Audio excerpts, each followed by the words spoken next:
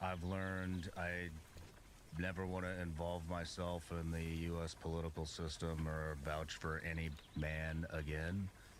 I've learned. Wait, let's just stop there. So you didn't start out a hyper-political person. I remember when your podcast started, my nephew told me about it. He loved it. That's how I met you, because my nephew was so impressed by you. And it was mostly on kind of military issues. And then there was this period where you, I don't know, got involved, but you got closer to the political process. And now you're saying you don't want anything to do with that. No, I never. I just don't. Why? Well, I mean, I think we kind of discussed it last time. Everything is a lie. Like that became like a coined term, I guess. But everything is a lie.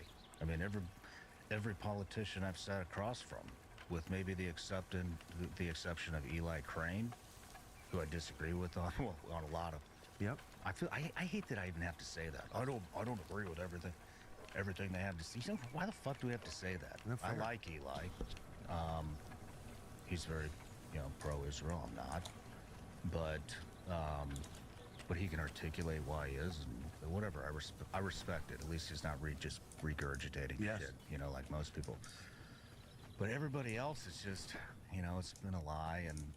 And then the other thing is, I mean, which it really shouldn't bother me, but you talk to somebody and then it's like, you, how dare you platform that person? And it's like, actually, I probably just did you a favor because he just spent 4 hours lying to me on my podcast that you're going to be able to use for his next political campaign. Exactly. Too fucking stupid to figure that out, aren't you?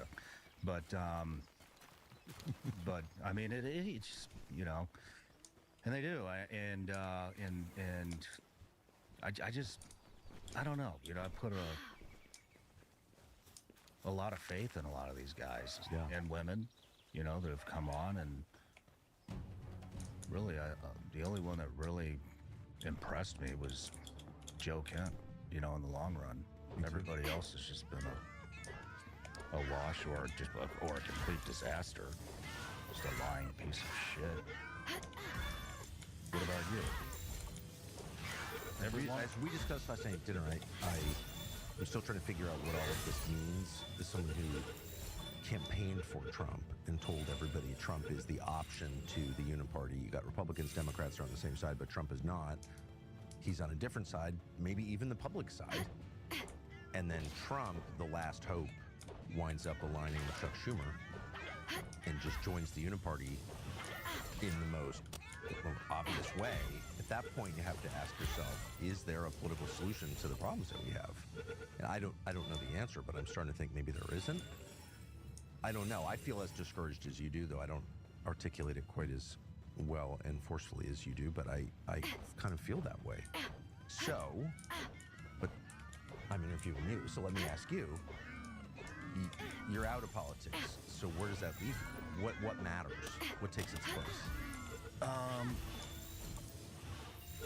I think spirituality. I mean, I'm not sure yet. I'm still, we talked last night. I'm kind of going through. I'm going through a crazy spiritual transformation right now, and I think God needs to be highlighted, and maybe some good stuff. I mean,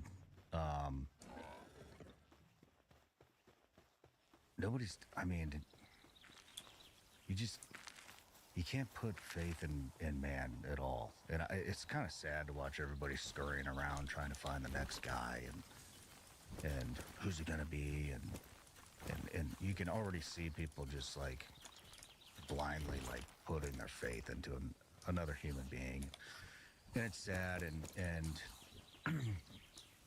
spent a lot of time. I became obsessed with evil, like obsessed with it, and it started with the kid stuff, which I'm still.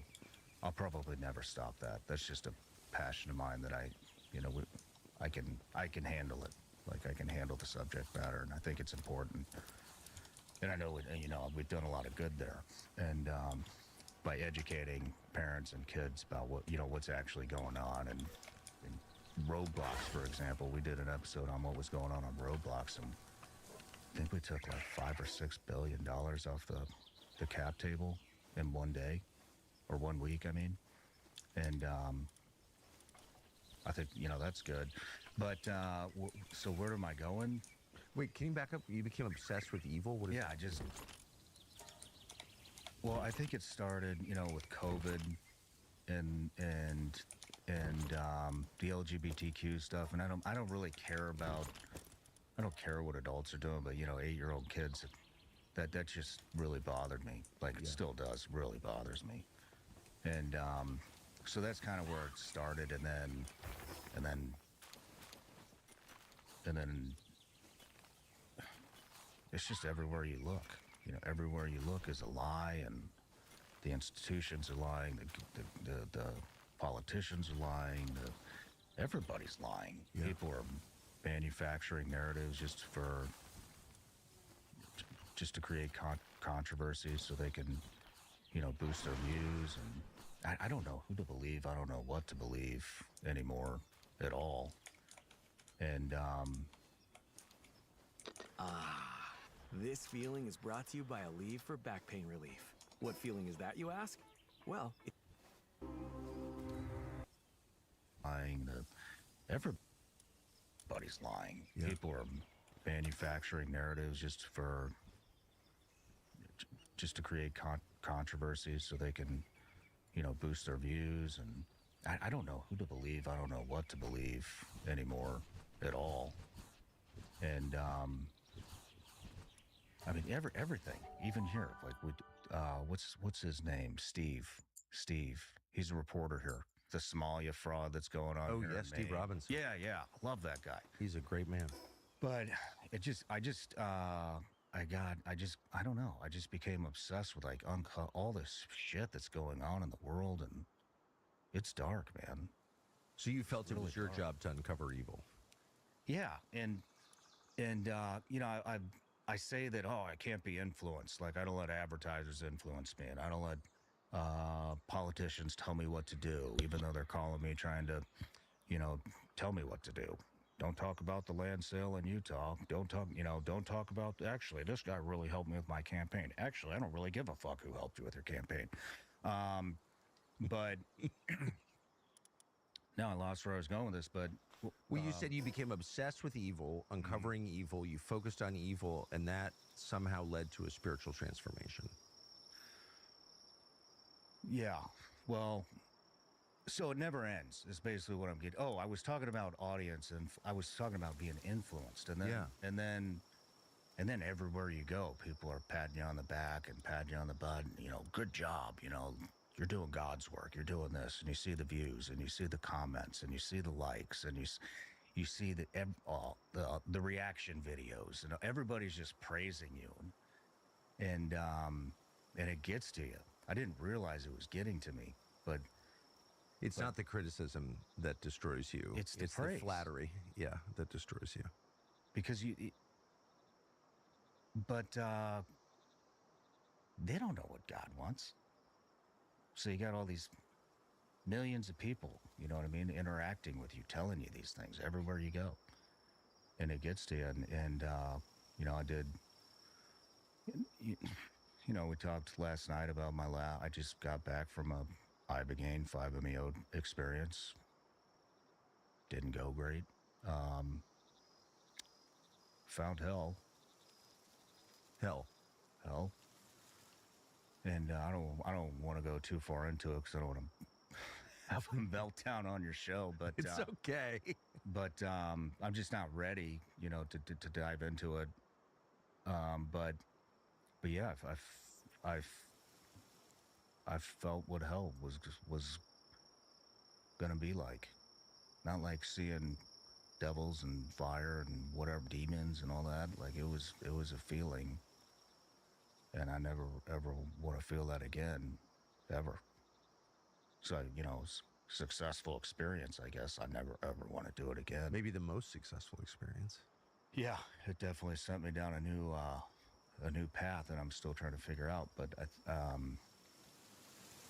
I went to mass on Sunday, and I'm like full blown going back into the Catholic Church now, and here in Maine I went, and the priest was talking about uh, I'm going to butcher this, but he was talking about weeds, wheat and weeds. Have you heard this No. analogy? And he was, good people are the wheat, and the bad are the weeds. And every once in a while, a weed will come out and he'll start calling out all the weeds, only to become a weed himself. And basically, what he's getting at is, I can sit here and I can call out this evil like all the time, and uncover all the fucked up shit that everybody's doing, that everybody, is put their blind faith in. And but in the end, we're all. Hey, did you know you might get a big cash payout if you were in a car accident up to 1 year ago? Even if you weren't driving. Just click the link around this video to see how much you can get. Just answer 5 simple questions. Evil. We all have an evil side to us. And then you meet these people and they're very charismatic and you're like, oh man, he seems like a really nice person. He's a nice guy. Maybe he is. But he's influenced. Yes. They are influenced. We are influenced. And I think it's time to, I just think it's time to turn a corner because we all have an evil side. We all are selfish in our own ways, and It's too easy to call other people out all the time. yeah, and maybe they don't realize they're doing it. I think a lot of them do. I think a lot of them know, but I don't think that's really necessarily what God wants. The way I used to do it is, I would wait until something came across my desk or something came to my attention that I felt really passionate about, Yes. like kids, and then I would do the thing, and it would be so explosive. It would be like the perfect storm, and then all the praise came behind that, and I think I got caught up in that praise, and then I'm searching, for what's the next thing. Let's talk about Neuralink. Let's talk about Yeah. Trump. Let's talk about Israel. Let's talk about everybody. Yeah, exactly. Everybody's doing something, and some a lot more than others. And I'm still passionate about those topics, but it never ends. It never ends. And I feel like I was maybe shown hell, and I'm still experiencing it, for a reason. And I gave you the analogy last night that if my son's playing with the electrical socket and he keeps sticking his finger in there, and I'm like, no, hey, you're gonna shock yourself. Hey, go time out. All right, that's it. Go to your whatever. Eventually, I'm just gonna let him stick his finger in there and figure out why I don't want him to stick his finger in there. Yes. And I think maybe that's what Christ did to me. He was like, all right, here it is, buddy. You want to feel it? That's what it is. And I never want to touch that shit ever again. If the last couple of years have taught us anything, it's that the people in charge of public health don't actually care about public health. Apparently, they want you dependent, waiting around for the next mandate or the next set of rules. But what if you wanted to take control of your own health? Well, our friends at Curitiba Bay offer great alternatives to these sketchy so-called medicines people like Fauci spent years forcing on Americans. One example is their nasal spray. Curitiba Bay makes a gentle nose cleanser that is awesome. How near cure they can help. Well, you seem Unless I have to. very resolved on that. I mean, it sounds like you really got a taste of it. Worst feeling I've ever felt in my. Yeah, it's indescribable. It's funny. Normally, I have curiosity. I would want to know more, but I actually don't want to know more because it's upsetting even hearing that. And so you came away thinking that God directed you to this place to teach you something, and that thing was you want to avoid hell. I hope that's what it is. First, I thought that's where I'm going. But now I think maybe that's what it is. What were your first reactions? Like, your first reaction was, I don't want to go there. So what do you do to keep from going there? Pray, build a relationship, plant some seeds maybe. I don't know. I'm still trying to figure it out. You know, one thing I told you I've read maybe half the Bible. I can comprehend maybe 5-10% of it. And so one thing I'm kind of kicking around is maybe going through every book and doing a full-blown. I mean, look, we both have access to pretty much anybody we want in the world, right? Yeah. And so That's the upside of the job. is it? Yes, I think. Because they have access to you too. No, it's fair. But maybe I bring on the best and the best theologians, maybe whoever I want to learn from, and bring them in and well, let's start with Genesis. And it'll force me to read it, and then maybe we do this every week. Maybe we do it every other week. Maybe we do it every day. I don't know yet. I'm actually have a meeting with my team, who's like extended family to me, about how we're gonna put this all together. Is everyone on your team on board with this way of thinking, do you think? Yeah. You mean Christian? Yeah. Yeah. Absolutely. When you started, what year did you start the podcast? Christmas 2019. 2019. Boy, that's fast. So almost 7 years. What were your views on Christianity then? I mean, I just didn't really think about it. Yeah. You know, I just didn't really think about it. I didn't really think about politics, but then COVID happened, you know, shortly, a couple months after. And so that's kind of when I started paying attention. I was pissed off about things about Benghazi and Hillary Clinton and stuff like that. Yeah. But other than that, it Seems like a different world, doesn't it? yeah, definitely. It was a different world. But yeah, I just I've just learned you just can't really trust anybody in that realm. Very few people you can trust. And I interviewed this guy, Pete Blaber. Have you heard of Pete Blaber? No. Pete Blaber was a colonel over at Delta.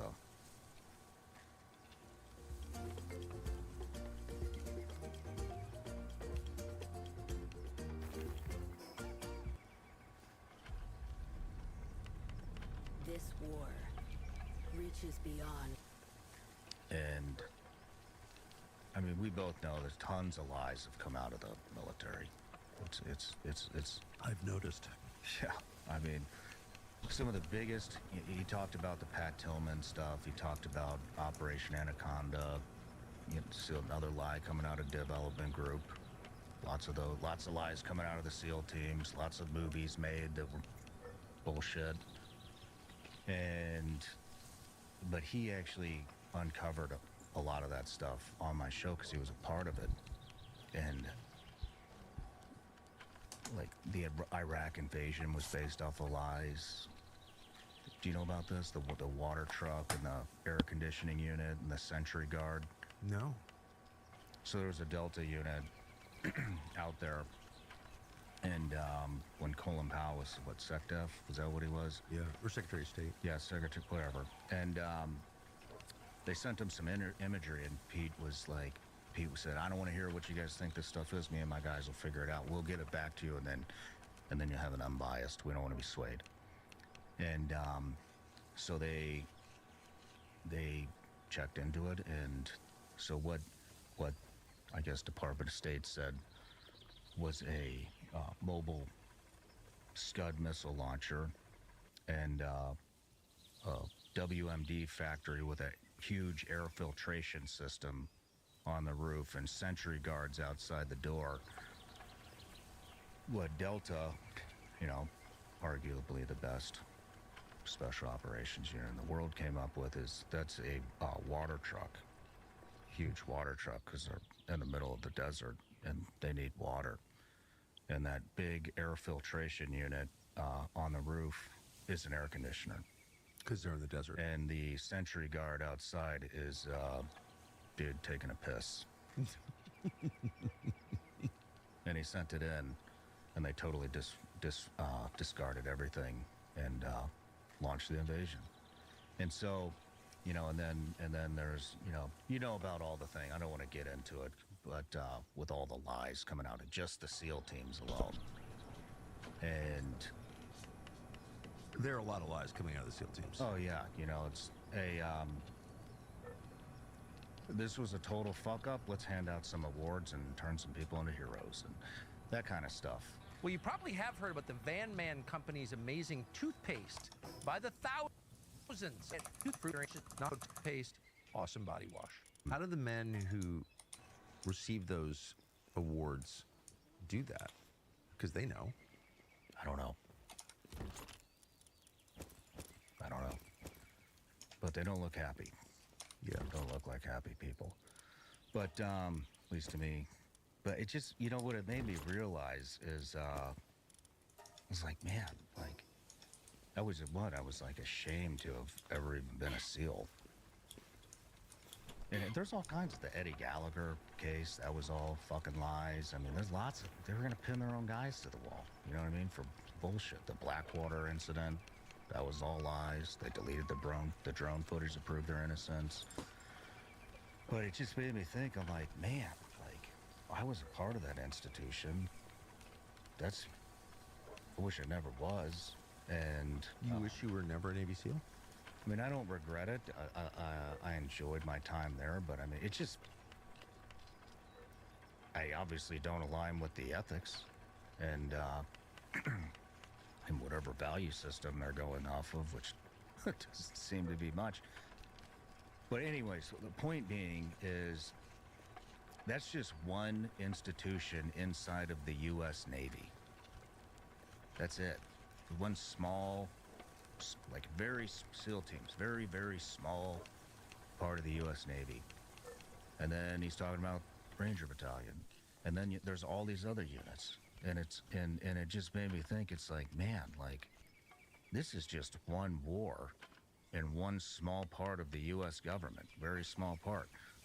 So that means every single U.S. institution out there is doing the same shit. Obviously CIA, obviously FBI, everything. All Congress, all of the Senate, everybody in it, the presidents, everybody. And it made me realize how the whole country is just built off dishonesty. Literally lies. And then you think, man, I'm only 43 years old. Like a very small snippet in the time of the country, let alone the world, and all the other countries and all of their institutions. And then it's just, it's like what we said last time. Everything is a lie. Everything you fucking know is a lie. Everything you think you know, everything in the history books, it's all fucking lies. All of it. So when you look ahead, you became one of the most successful people in this business, amazingly. So there's only one truth. Raising Cane's is celebrating National Chicken Finger Day. We have got to the point where literally anybody can build a fully working app without knowing how to code. This is Base 44. This is a first look at... And I think I'm just not really interested in anything else anymore because it's all garbage. It's that, black book right behind you, the Holy Bible. That's the one truth.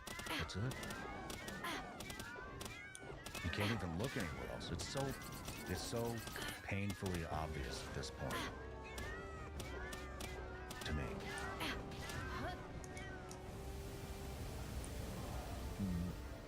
Other than the experience you just had that you alluded to, what convinced you? That's real? Yeah. Well, I've had a ton of encounters. But Encounters. yeah. you know. I mean, if I took, I mean, even after that, there's been it's been a long 3 weeks, and I'll just say this.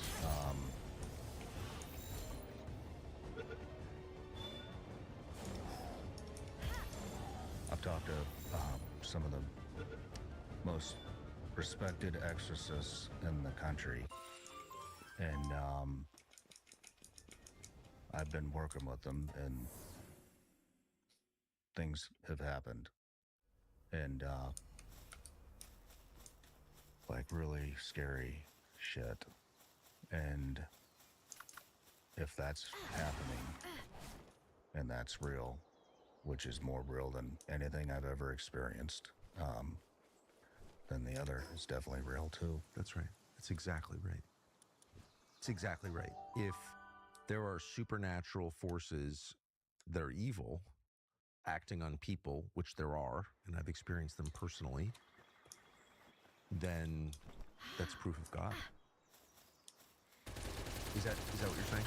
Yeah, it's not faith to me anymore. It's fact. It is 100% fact. There's just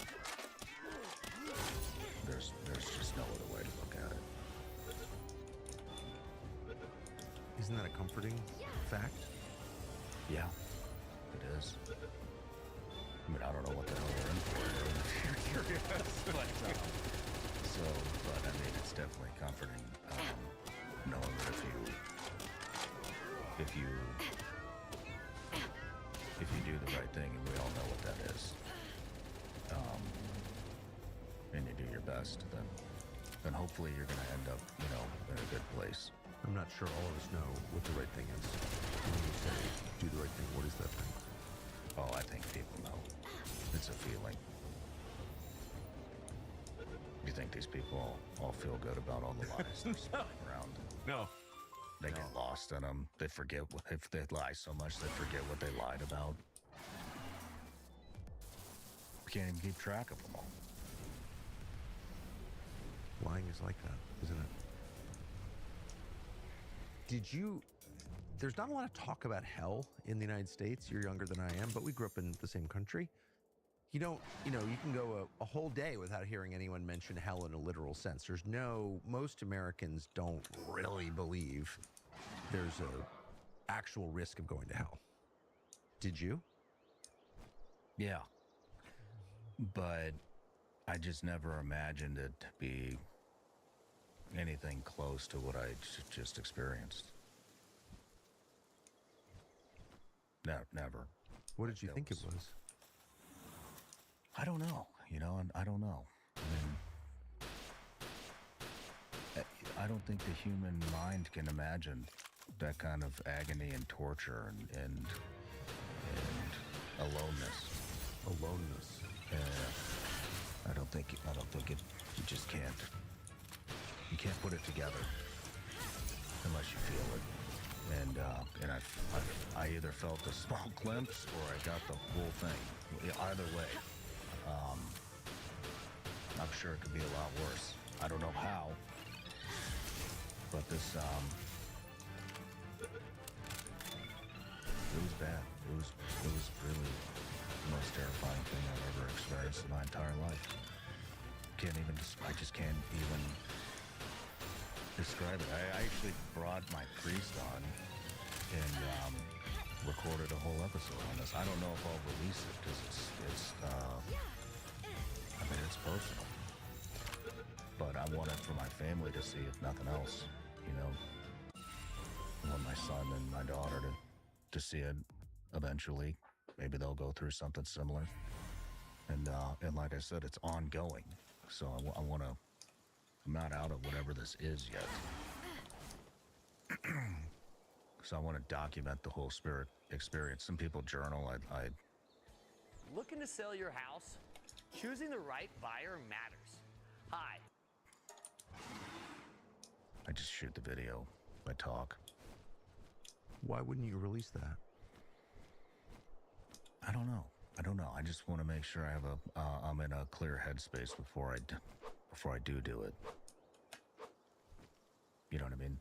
I think that's very wise. I never wait for a clear headspace before making I decisions. usually don't either. I paid the price many times. I usually don't either. Yeah, no, I'm not a pause before acting guy. It gets, I mean, I think, I've been pretty vulnerable. I'm an open book.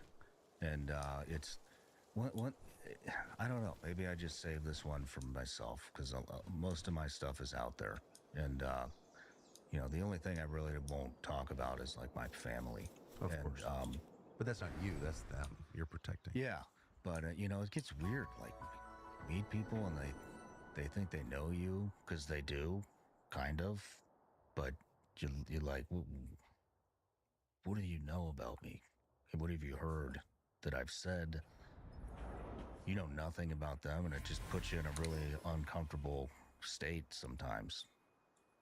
Do you know what I mean? Do I know what you mean? Yeah. Yeah. You get used to it after a while. We are strongly pro-dog on this show. We make no secret of that. Dogs are one of the great blessings of this life. And to keep them healthy, we recommend Dutch. It's the solution to skyrocketing veterinary costs. Why are those costs so high?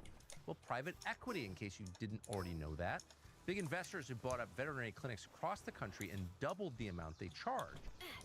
So they're exploiting your love for animals to make money. And are they providing better services? Well, if you can't afford to go to the vet, you get no services at all. We did a whole show on this, and it's really distressing. Dutch is the solution to this. Licensed veterinarians, easy remote appointments. Start with the code Tucker. Plans at just $82 per year. That's like nothing compared to what you will get if you walk into a private equity-owned vet. 50% of Dutch customers say they had not seen a vet in 3 years because they couldn't afford it. Dutch fixes that. 10-minute calls, no waiting room, no clinic markup, free shipping on products, coverage for up to 5 pets. Visit Dutch.com/Tucker. Use the code Tucker for $50 off. Truly, Dutch is real. It works. We did a lot of research into this, used it before recommending it. Dutch.com/Tucker. But yeah, of course I know what you mean.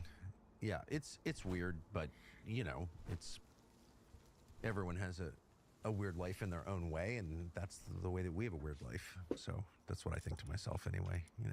Everyone's got their own thing they have to deal with. Yeah, but that is very strange, and it can make you a solitary person, and you wind up not wanting to deal with anyone you don't know well and trust. And That's me. I'm fine with that, though. I am too. I don't even like doing these anymore. I haven't even done one of these since yours. Really? Yeah, I don't like doing them anymore. I feel like everybody has an expectation of me, and I never want to get caught up talking about shit that I don't know. I see a lot of people that that they turn into a character. They feel pressure, like they have to know something, and then they just fucking go with it. And the next thing you know, it's like, you actually have no idea what the fuck you're talking about, do you? I've been there so many. If you run a cable news show where you're not in control of the topics, you're responding to the day's news. I did this for like 25 years. And you just, you look at the papers or Twitter or whatever, and it's whatever everyone's talking about. That's what you have to talk about. And sometimes it's right in your sweet spot of knowledge, and other times it's so far out, it's about American Indian reservation policy or something. It's like you don't know anything, and you all of a sudden you sort of look down on the set to see yourself speaking in kind of a commanding tone with false authority on something you literally know nothing about at all. And then eventually you get caught. Of course, or you indict yourself. You lose self-respect after a while because you know it's all fake. Which is worse, I think. Yeah. And I've definitely participated in that. Definitely participated in that. Let me tell you about the Hungarian Civil War. says the man who doesn't speak Hungarian or whatever. You know what I mean? It's like, yeah, that's bad. And that's the beauty of this gig, is you get to talk about what you want to talk about.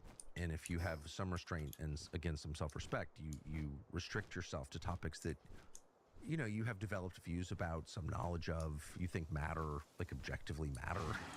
Yeah. You don't have to talk about other people's priorities, so that helps. Yeah. I like hanging out with you, though, so I want to do this one. I like this one. I do. Yeah, well, I'm not. I'm too old to judge.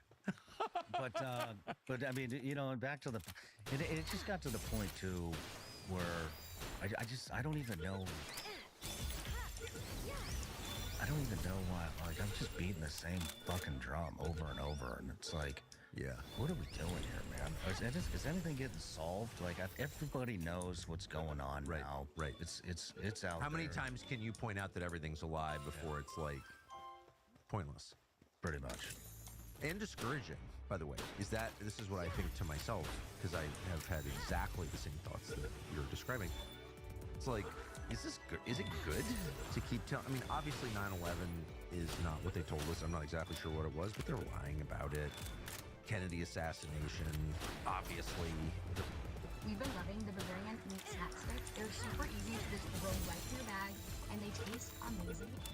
If you're thinking about selling your house, but the whole process feels like a nightmare, listen to this. They're lying about it. Everything they're lying about, because they're liars. So I've made all those points about 1,000,000 times, but with decreasing enthusiasm, and at a certain point you're like, I'm telling people something they already know. I'm not actually bringing the truth because the truth is unknowable. Like, I can't figure out what happened, really. And maybe I'm just making people hopeless. That's kind of what I'm getting at. I mean, what do you think it looks like if, well, not really. I mean, I don't even think we have a superpower anymore. I think that's becoming more and more obvious every day, but a lot of people do. So let's phrase it like this. What do you think it looks like if we do lose our place in the world? Do you think it's going to be that bad? I've been looking into some of this with what happened when Germany fell and what happened when the UK fell and what happened to the USSR when it fell. And some of them were really bad and some of them, like the UK stuff, it didn't really seem that bad. Like, they still had law and order. Their currency was still worth money. I think they had a lot of debt. Property rights still existed. But the world figured it out. We don't need to answer these people anymore. There's a new sheriff in town. There are only two things you need to survive long term, in my opinion. One is a coherent nation. Like, you have to have Germans. Like, everyone understands what a German is. You've got a shared history, language, cultural assumptions. Like, you have something in common with your countrymen. And you have to have your dignity and your self-respect. You can't be convinced to hate yourself just because you lost something. They can't break your spirit. They can't turn you into the prison bitch. And because if that happens, then there's no recovery at all. And the loss isn't measured in GDP. It's like much bigger than that. And so I would argue that the collapse of the British Empire, the collapse of the German state in 1945, the country was literally split in half. I mean, those were pretty soft landings on a surface level, but they were profound. And those nations were destroyed for all time.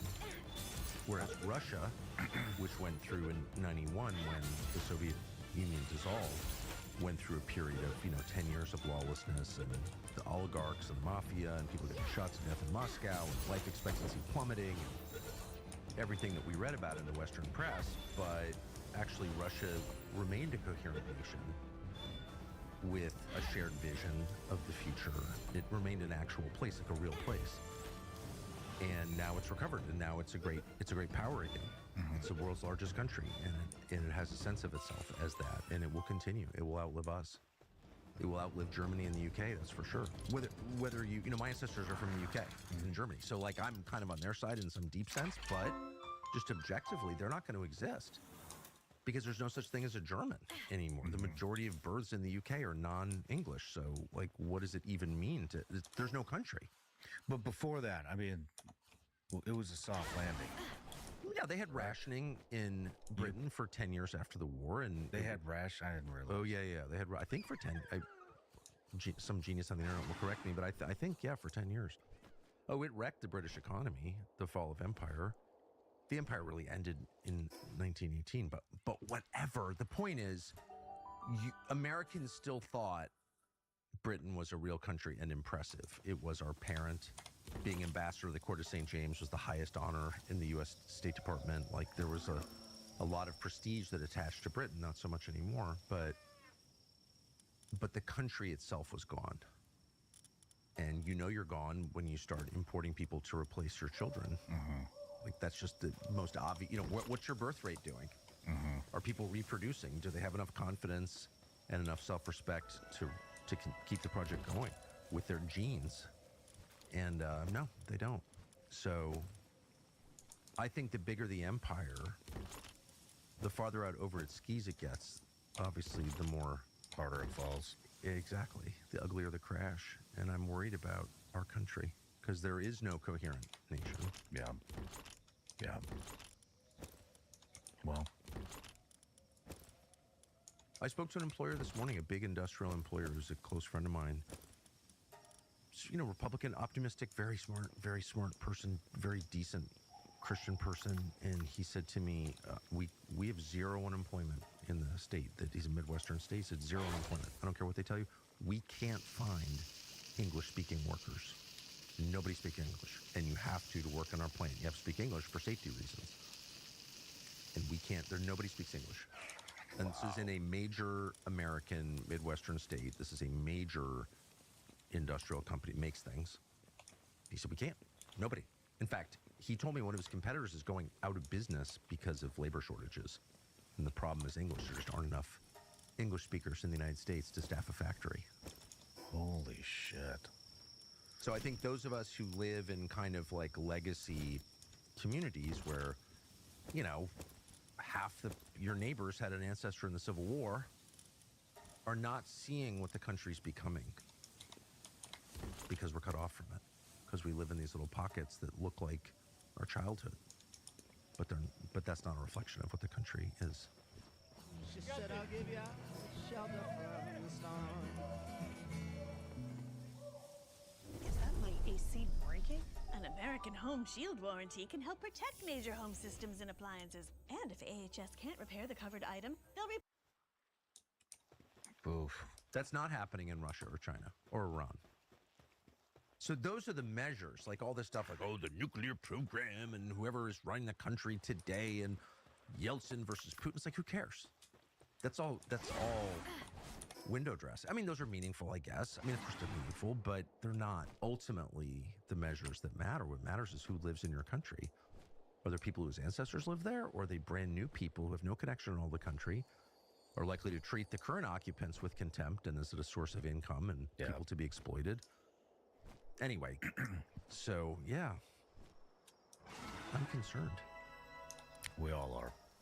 Everybody knows what it's like to get stuck at the airport on a road trip and feel desperately hungry, and that can get ugly because below or scan the QR code on the screen and check the pinned comment. So, but you're saying that really the main problem to be addressed is not what's happening outside of us or in our political system, but what's happening inside of us. Because you said we're all kind of evil. Yeah, I think so. I don't know how to fix it, Tucker. I mean, what the fuck do I know? But I think that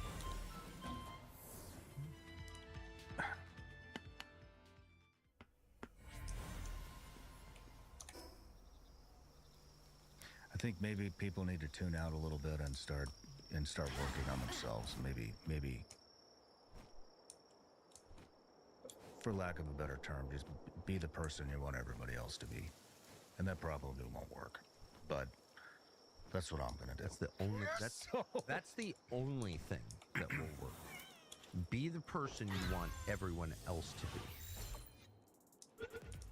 Have you ever had this experience when you're arguing with someone, up to and including your wife, but you're mad at someone who you know well, and you look at that person in your mind, you're like, I'm mad at Sean because he's doing this. He's being this way. And if only he would stop doing this or being that way, things would be fine. And then, this is like a very common marital experience, I think, for people. And then you ultimately realize, like, whatever you're accusing the other person of doing is exactly what you're doing. Like, you're being grouchy. Yeah. And you realize, actually, I'm being grouchy. Yeah. You don't think like me. That's what it is. Yeah. But there's something in people that wants to accuse others of doing exactly what they're doing. Have you ever done that? Oh, all the time. All the time. And it's sometimes I can't even see it because I'm big on self-reflection and how I can improve, and I'm really big on trying to, making sure that I don't get too far ahead of my skis, that my ego doesn't blow up. But you just don't see a lot of things. You don't see. You don't see a lot of things in yourself, and or it's hard to, like I said, and so, like I told you last night, I'm not. I'm just not really. That's why I'm off everything now. The only thing I'm on is YouTube, but I don't even look at the back end of the metrics or the financials like I used to. Like, I'm not on Instagram. I'm not on X. I'm not on anything. I don't want to see any comments. I don't want to see any view counts. I don't want to hear, Sean, you're doing God's work. I don't want to hear, Sean, you suck. I don't want to hear, Sean, you're a fucking Qatari, whatever. I don't want to hear any of it. Like, I don't want to hear the praise. I don't want to see. I just want to hear God. And I want to be quiet so I can hear that and start leaning a lot more into my intuition, which I've always kind of prided myself on anyways, but it's impossible to do it with all the noise, especially with all the praise, and so I needed to be quiet so I know what to do and I know how to act. People will hear that and say, but you run one of the biggest podcasts and your podcast is about the rest of the world. How do you know what's happening in the rest of the world outside of your own home if you're not on social media? I don't care anymore. Okay. I don't care anymore.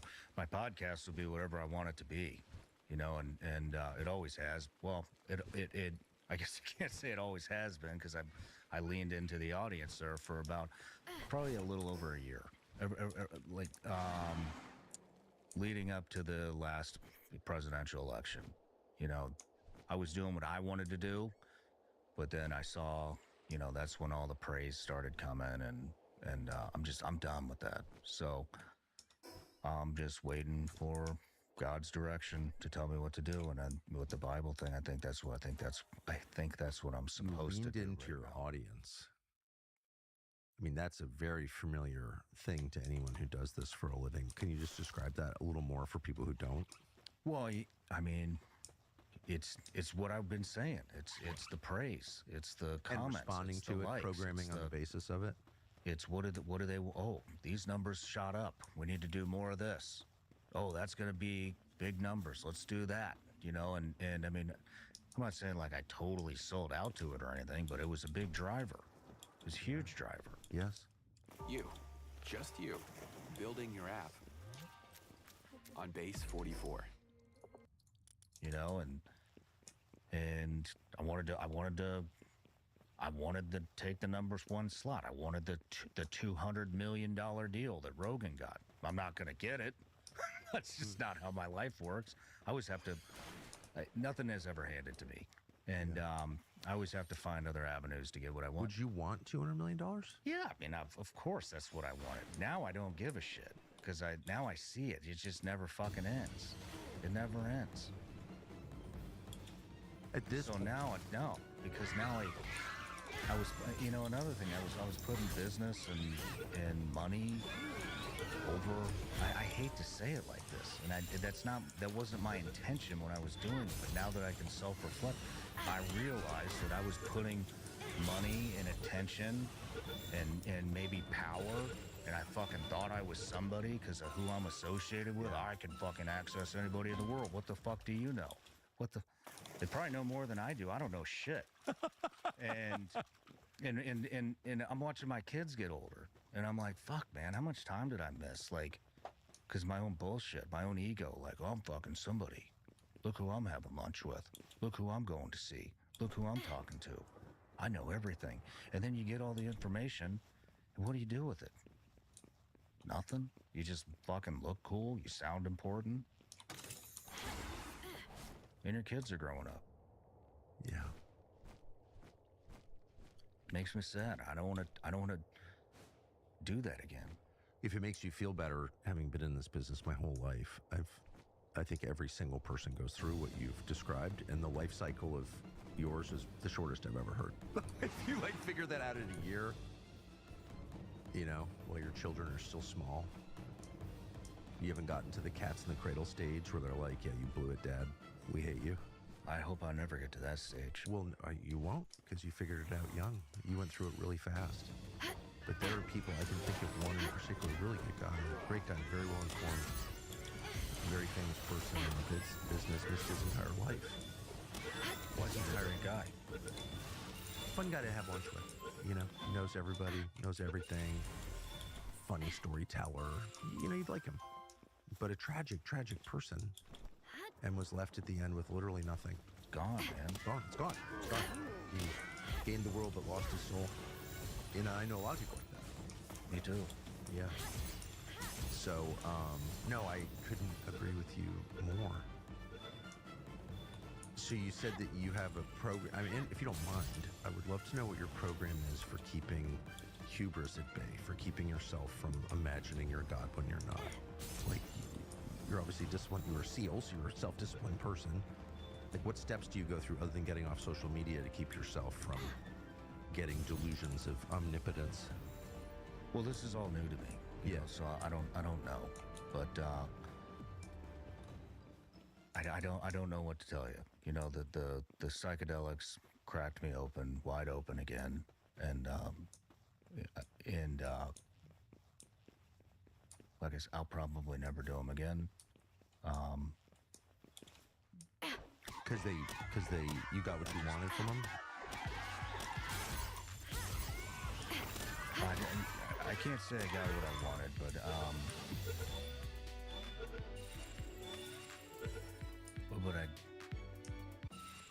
I didn't get anything from them. I got it all from God, and I kept saying that like psychedelics would be like a fucking quick fix for me. I just want to clean it out. I want to reset. And I would take all the science that they're finding, you know, the good things about it, and justify it, but you know, and in the end, I think you're opening. You're just in a forbidden realm that maybe we should or should not be fucking around in, but I won't be fucking around in that realm anymore. I can tell you that.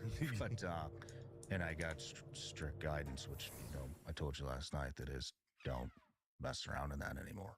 But it's done a lot of great things for people. Strict guidance from God, and it's done a lot of great things for me. This as painful as this is to go through, it you know, it's I'm thankful for it. But yeah, I don't know what the steps are, Tucker. I'm just figuring it out. Maybe saying it out loud is the first one. I think the steps are: listen to your wife, pay attention to your kids, and some of the people that are really, really close around you. But even them, you know, even with my team, like I told, my team's like my family. Like Tim, who's sitting over there, he's been with me since the 5th episode, and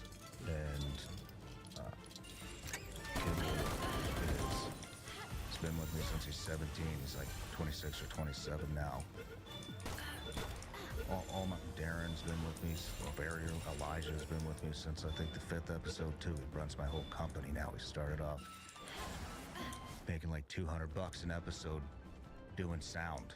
Like he's like a sound engineer. Now he runs my whole company. I hired all these fucking CEOs and all these bigwigs to come in and run them. And this kid. I normally make a snack with these Bavarian meat sticks. They're absolutely delicious. They have 0 sugar and they taste amazing.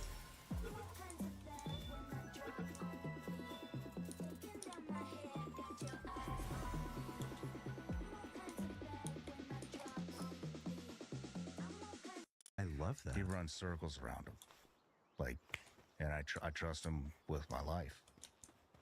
But, and so we're like a family. But even with them, I mean, with my show has just gotten so big, it's inflated all of our egos, and so we're a bunch of good people with inflated egos that don't realize that we all have inflated egos because of what we built. Yes. And I would constantly, I'm like, is my ego getting to me? No, you're good. No, sir. You're perfect. And it's not that though. It's not that. They tell me when I'm fucking up. It's not that. It's I'm just kidding. Their ego is also being inflated because they're just as much a part of this as I am. Yeah. You know, and they've built something massive, and that grows an ego. And they see the comments, and they get the praise. Yes. And they go through all of that with me. You know, and so we're all blind to it. So it takes somebody close that's not inside of it to set your ass straight. Yes. Does that make sense? Of course it absolutely It's does. not the yes men. I don't have any yes men. I don't either. I hate people like that. Fired all the yes men. I've had a couple hyper annoying kids work for me over the years who I truly love, two of them, at different times, and they were the no men, and they would doubt everything and constantly criticize me in a hyper annoying way.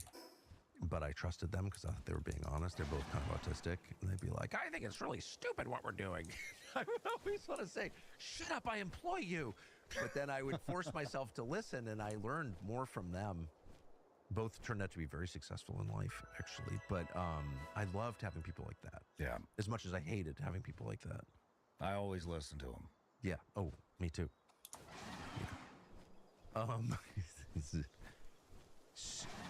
So as you embark on whatever is going to happen next in your professional life, does part of you think, well, gee, you know, I'm so successful in conventional terms, maybe I shouldn't mess with the formula? Are you afraid? No. Have you even thought of that? Yeah. Like what happens if the numbers go to zero? Yeah. I don't care. Because it's not worth doing if it's not authentic. So if they go to zero, then they go to zero. But if I am doing what God wants me to do, then they're not going to go to zero, are they? I personally think it'll be bigger, actually. For what I know, that's not why you're doing it, but if I had to guess, I would say that anyone, even former Navy SEALs who've never been in broadcasting, anyone who's as honest as he can be succeeds. I think that. Thank you. But because there's so little of it, that I don't think the measure is, are you always right? No one is. I'm certainly not. But if you're making like an obviously sincere effort to tell the truth, people really love, they crave it because there's just not much of it at all. Like that's the superpower, and you seem like you're embarking on like a radical version of that. So I bet you're going to have radical results. I mean, again, not that you care. And because you don't care, that's why it's going to work. if it happens, it happens. And if it doesn't, that's fine too. Are like the people closest to you totally on board with this? I think so. We'll find out we'll find out later this week when we have the meeting, but they're gonna be, you know what I mean? They're gonna be. So did you know that there were supernatural forces, demons that could act on people? Did you grow up knowing that? Did you think about that? I definitely didn't grow up knowing that. You know, the first time I felt it, I thought maybe we chatted about this last time, but maybe we didn't. But the first time I really felt it was maybe 3 years ago. I just done my Ryan Montgomery, who's you met, and love that guy. He's one of my best friends. He's gonna be my son's godfather. Wow. And here next month. But I just did his episode, which really hurt me. And Tyler Andrew Vargas, who was the survivor at Abbey Gate. He was like 24 years old, had his arm blown off, had his leg blown off, has a bag, you know. And I'm like, you know great Mexican food. The right cheese changes everything. Cacique. At GovX.com, this is what service looks like. And this, because service wears many uniforms. If you or your spouse served, military, first responder. Like watching this kid like hobble up my stairs with the Afghan withdrawal and the lies that came out about that, and nobody would talk to him. Here's a God thing. So I thought my whole team was like, you need to get this kid. I'm like, he's got like every major news outlet probably wants to talk to him. Tucker Carlson probably wants to talk to him. Joe Rogan. I'm like, he doesn't want to fucking talk to me. There's no way. And I pinged him on Instagram, and he hit me right back. And you know, a lot of the guests come out. We have breakfast, you know, the day of, or we have dinner the night before, and I'm having breakfast with him and his fiance, and he's like, man, he started crying, and he's like, man, he goes, all these news networks were trying to get me, and he goes, Good Morning America interviewed me for like 7 hours, and they released like, I can't remember, it was like 5 minutes or 5 seconds. I think it was like 5 seconds of the interview. And he's like, I was there for 7 hours. And he's like, I looked at my fiance, and he goes, I just wish the Sean Ryan guy would just reach out to me. And he pulled up his phone, and sure as shit, there was a message from me. And he broke down right there at the table. That is wild. And so me and my wife went to Sedona. We went on this vacation to Sedona, and so I was like, I just found out how bad it is with what's going on with kids online and the sex exploitation and pedophiles and all that kind of stuff.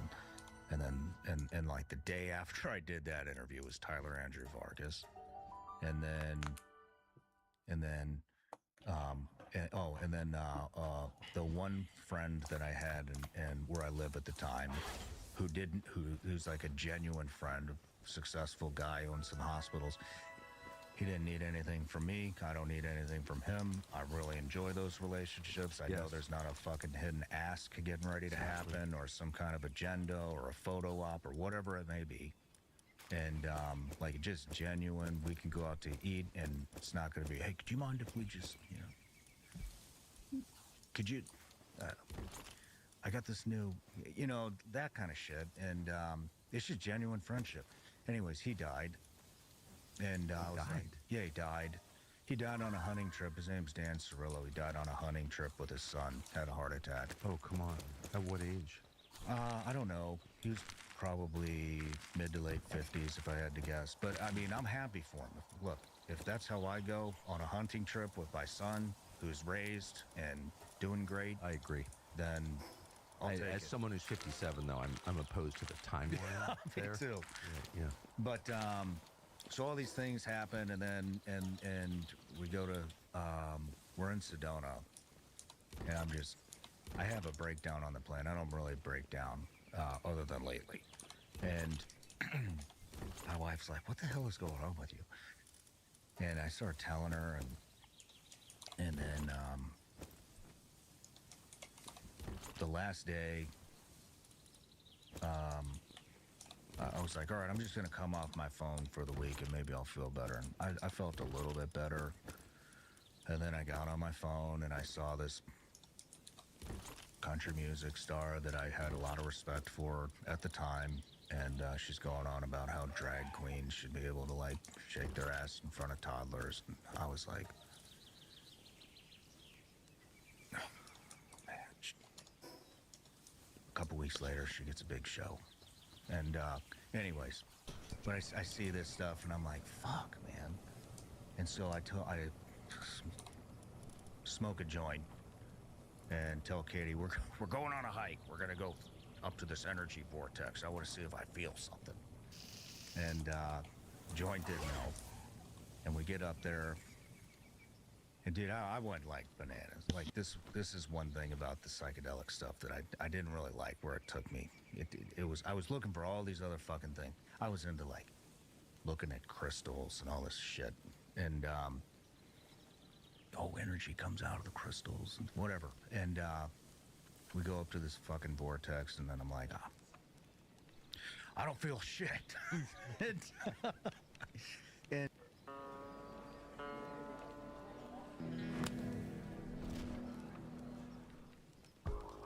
Cord setup. Never been hit before. Your specialty, basically.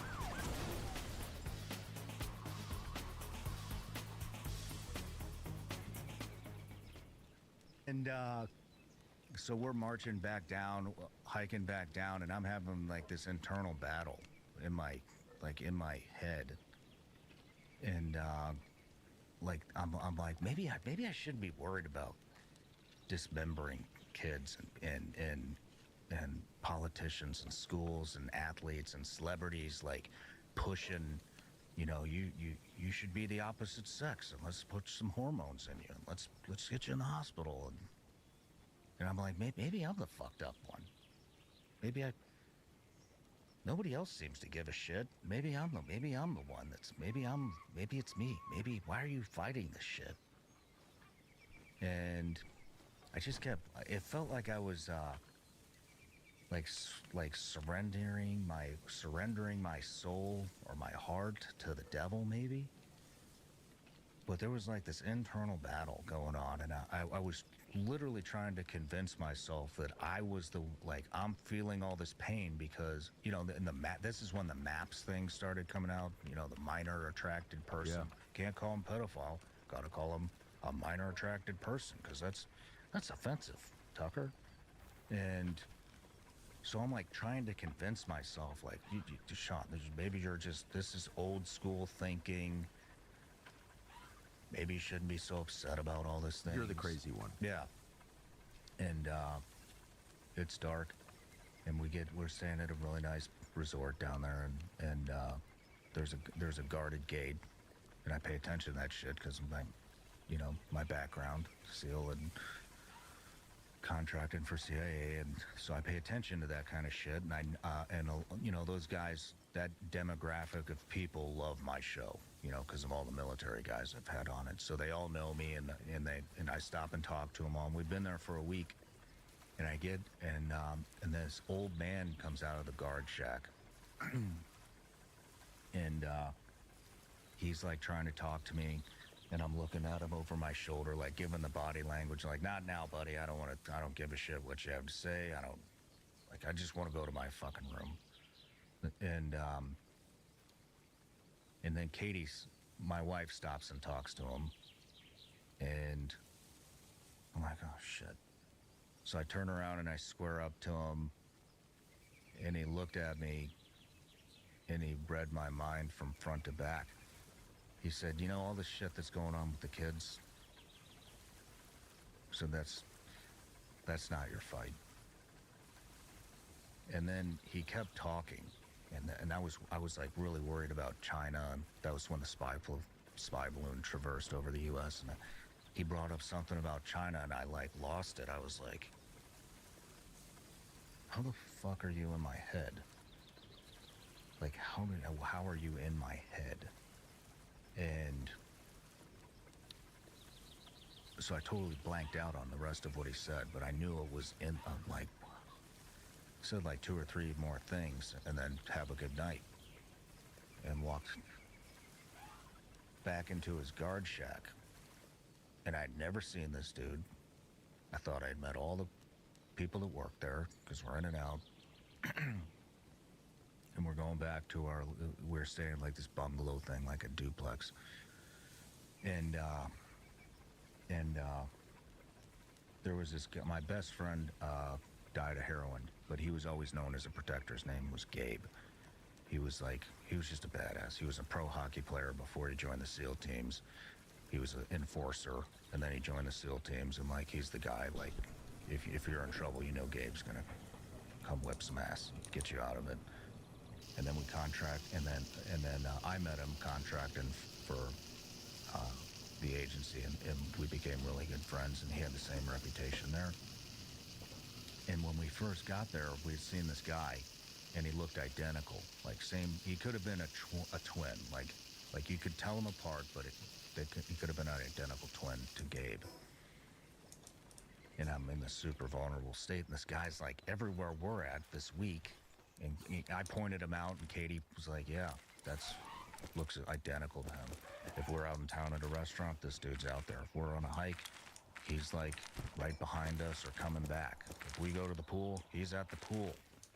And it was just weird. It's like, this guy's like always around. Yeah, it's not going good. on. Well,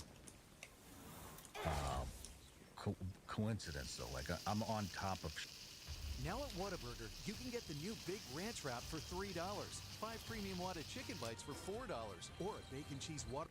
Shit like that, you know, and I didn't get. I know where you're going. It wasn't like surveillance or anything like that. And so we're walking back to the bungalow that we've been at all week, and I'm like, I think that guy in the guard shack was God just talking to me. And Katie goes, yeah, you think, Sean? And I was like, that's fucking crazy. And she's like, that's not fucking crazy. She said, Sean, God's always talking to you. You just don't make the room to let him in. And then we go to our bungalow, and this dude is staying on the other side of it. So I took that as this guy's like maybe something else kind of watching over us while I'm in this vulnerable state. And then I get into the bungalow and I start crying, and I'm like, what the hell is going on? You get this shit. Let me pull this text up. I'll read it to you. We're talking, and my phone dings, and it's Dan's daughter, who I've never met. She doesn't have my number. Her dad just died, and I get this text. On the hunting trip with his son. Yeah. It says, hey, Sean. This is Taylor, Dan's daughter. My dad requested that I reach out to you. I had a moment with him the other day when my mom and I walked into his gun room. It was the first time she had been in there since his passing, and I felt the whole room waken like invisible stars were just bouncing off the walls. There were a few people in the room, but he really grabbed me by the balls, as he would say, and made a couple of clear points. I want you to know he spoke very gently, very smooth-like, and he was calm and tranquil. One favor he asked of me is that I contact you when I'm ready. He didn't give me any more direction than that, but I think he would just like you.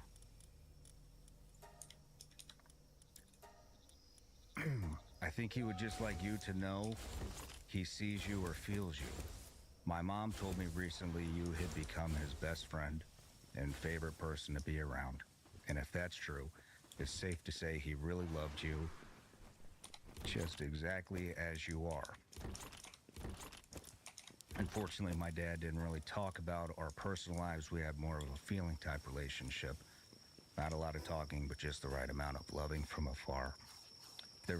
If there's ever a chance you'd feel comfortable talking about yours and his story, I'd love to hear about it. And I'm sure he would too. Wow. Yeah. Yeah. So that changed my life forever. Did you talk to her? Yeah. That's an incredible story. Pretty wild, isn't it? Did you doubt it? Or did you? Not at that point. You knew. I mean, that all happened in about 15 minutes from walking through the gate to seeing Gabe's identical twin to Dan's daughter, who'd never met me and didn't have my phone number, texted me that. This is not what you expected when you got on the flight to Sedona. That's one way to put it. How much your wife said that God is always talking to you, but you don't hear it because you're distracted. Do you think that's true? Yeah. Yeah. Yeah. And then I think it happened again in that year and a half I was telling you about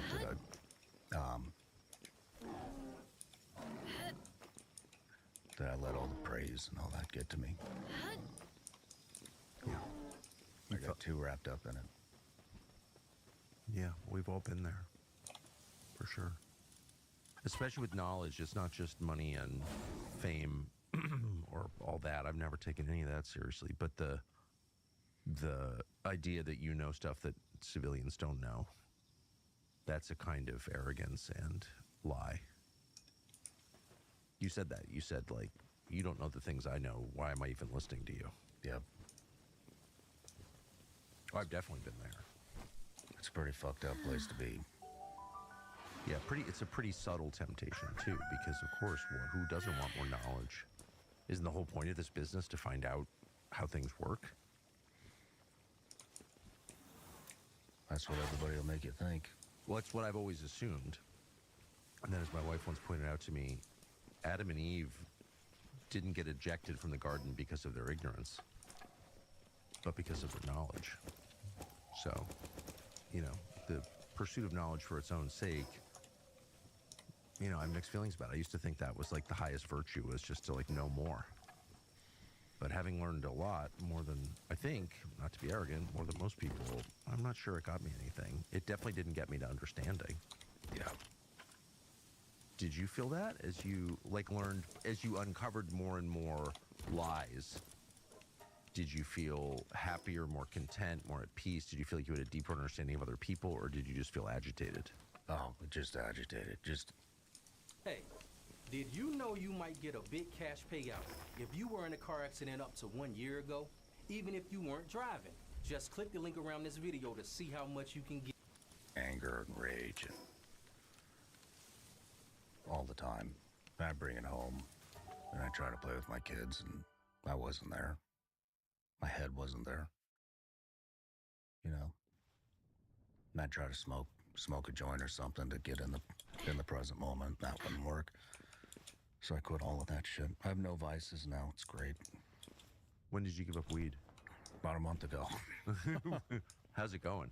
Great. Any downsides? Nope. Didn't affect your sleep?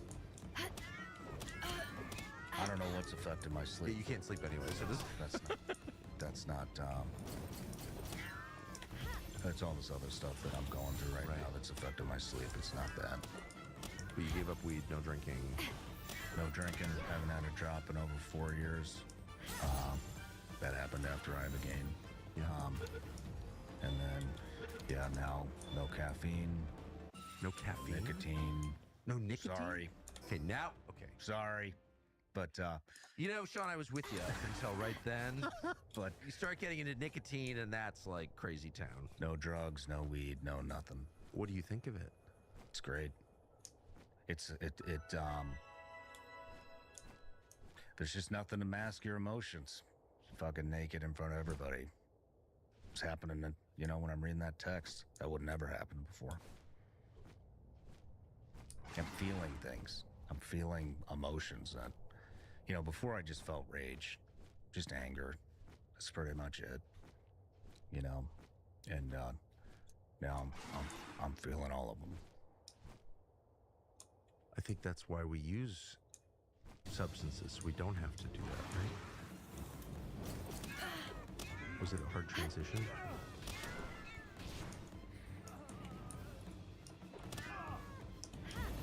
Not as hard as you think.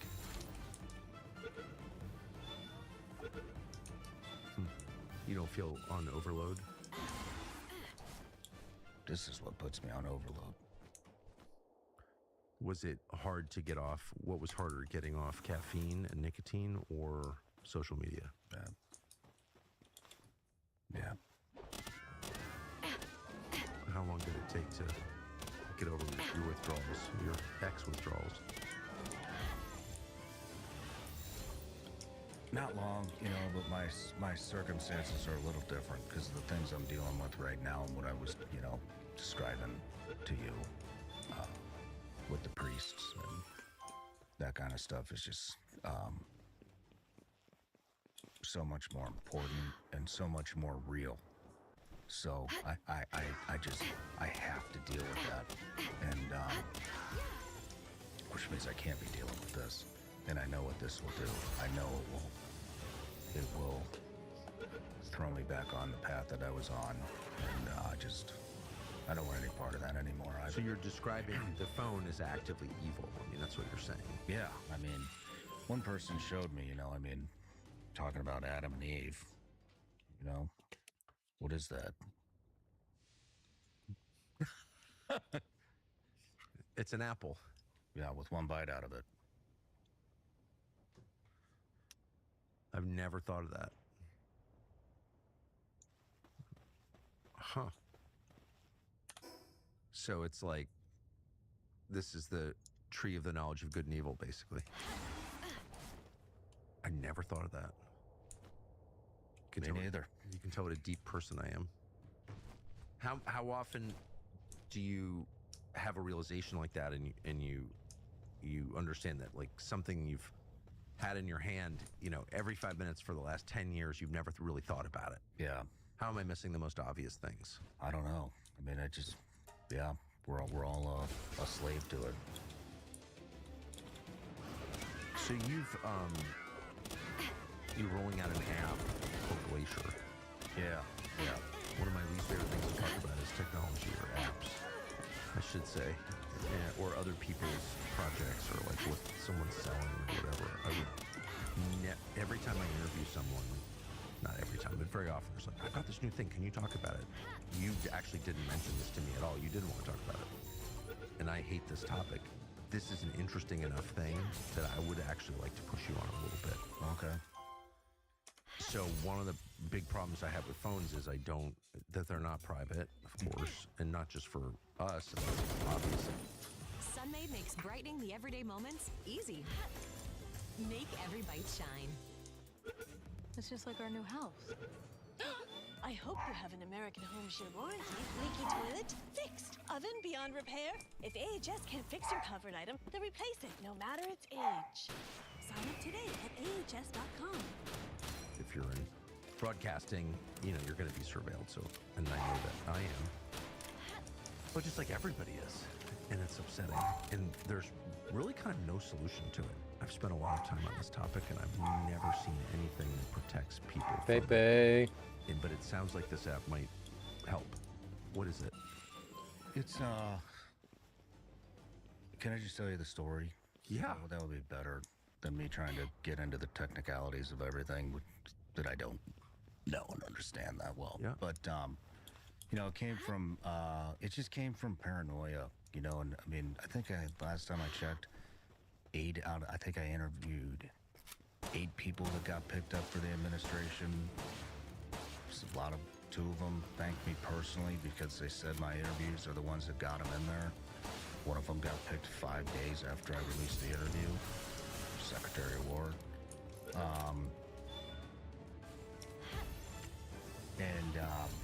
Just like after they all got in there, and there's, some of them trying to influence me, and senators and congressmen and other people.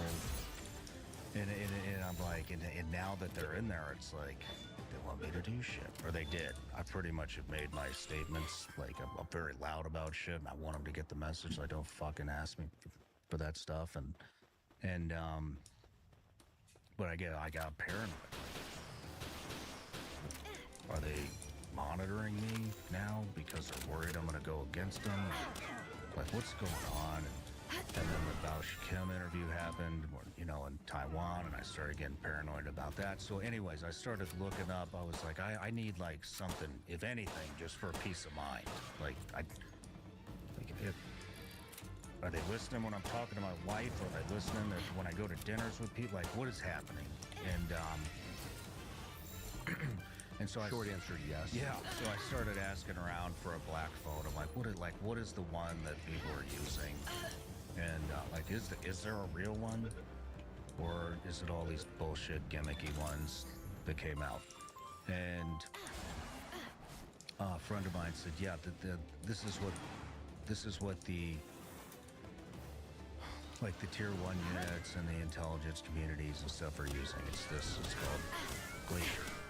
And so I called, who's now my COO, Elijah, And I was like, hey, get in touch with this company and let's, I want a phone and I want one for everybody on the team.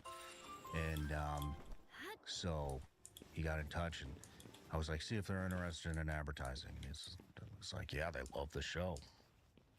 I was like, really? That's cool. And I was like, see if they're interested in... That's a community that watches your show, I think it's fair to say. Yeah. And I was like, see if they want to do an equity deal. Yeah, they want to do an equity deal. And I was like, all right, well, let's get the product and see if we like it and if it actually works. And then I found out the price of the product. And I was like, holy shit. Like, it's very expensive for a phone and even more expensive for the service. Like, like ballpark. Like, close to 10 grand for the phone. Ooh. And maybe a little bit more than that for the service. And so I was like, man, that's a lot. Yeah. I'm like, well, we're getting them because I'm super fucking paranoid. And, you know, they have like kidnapping features for your kids, and they can upload and delete footprints in different countries so that it makes, you know, they can do all kinds of like wazoo shit, like totally delete your digital footprint, you know, from wherever and upload a fake one.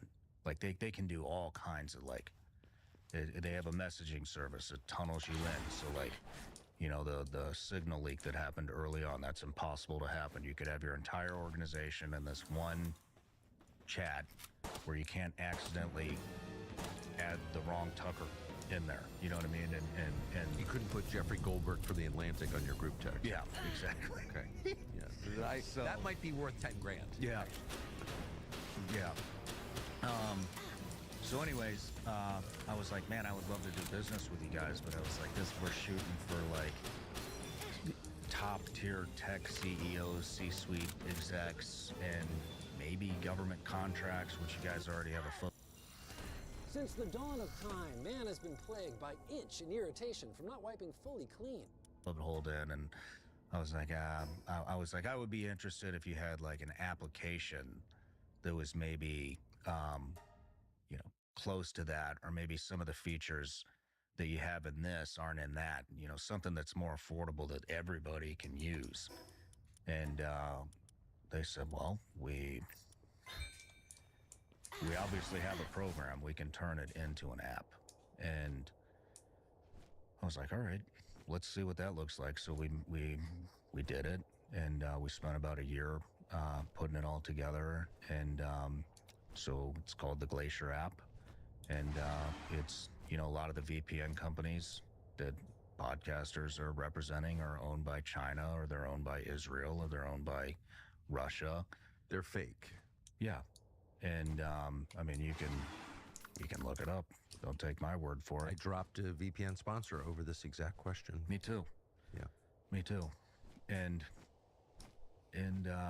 I didn't know that. I didn't know that the VPN is basically a digital honey trap.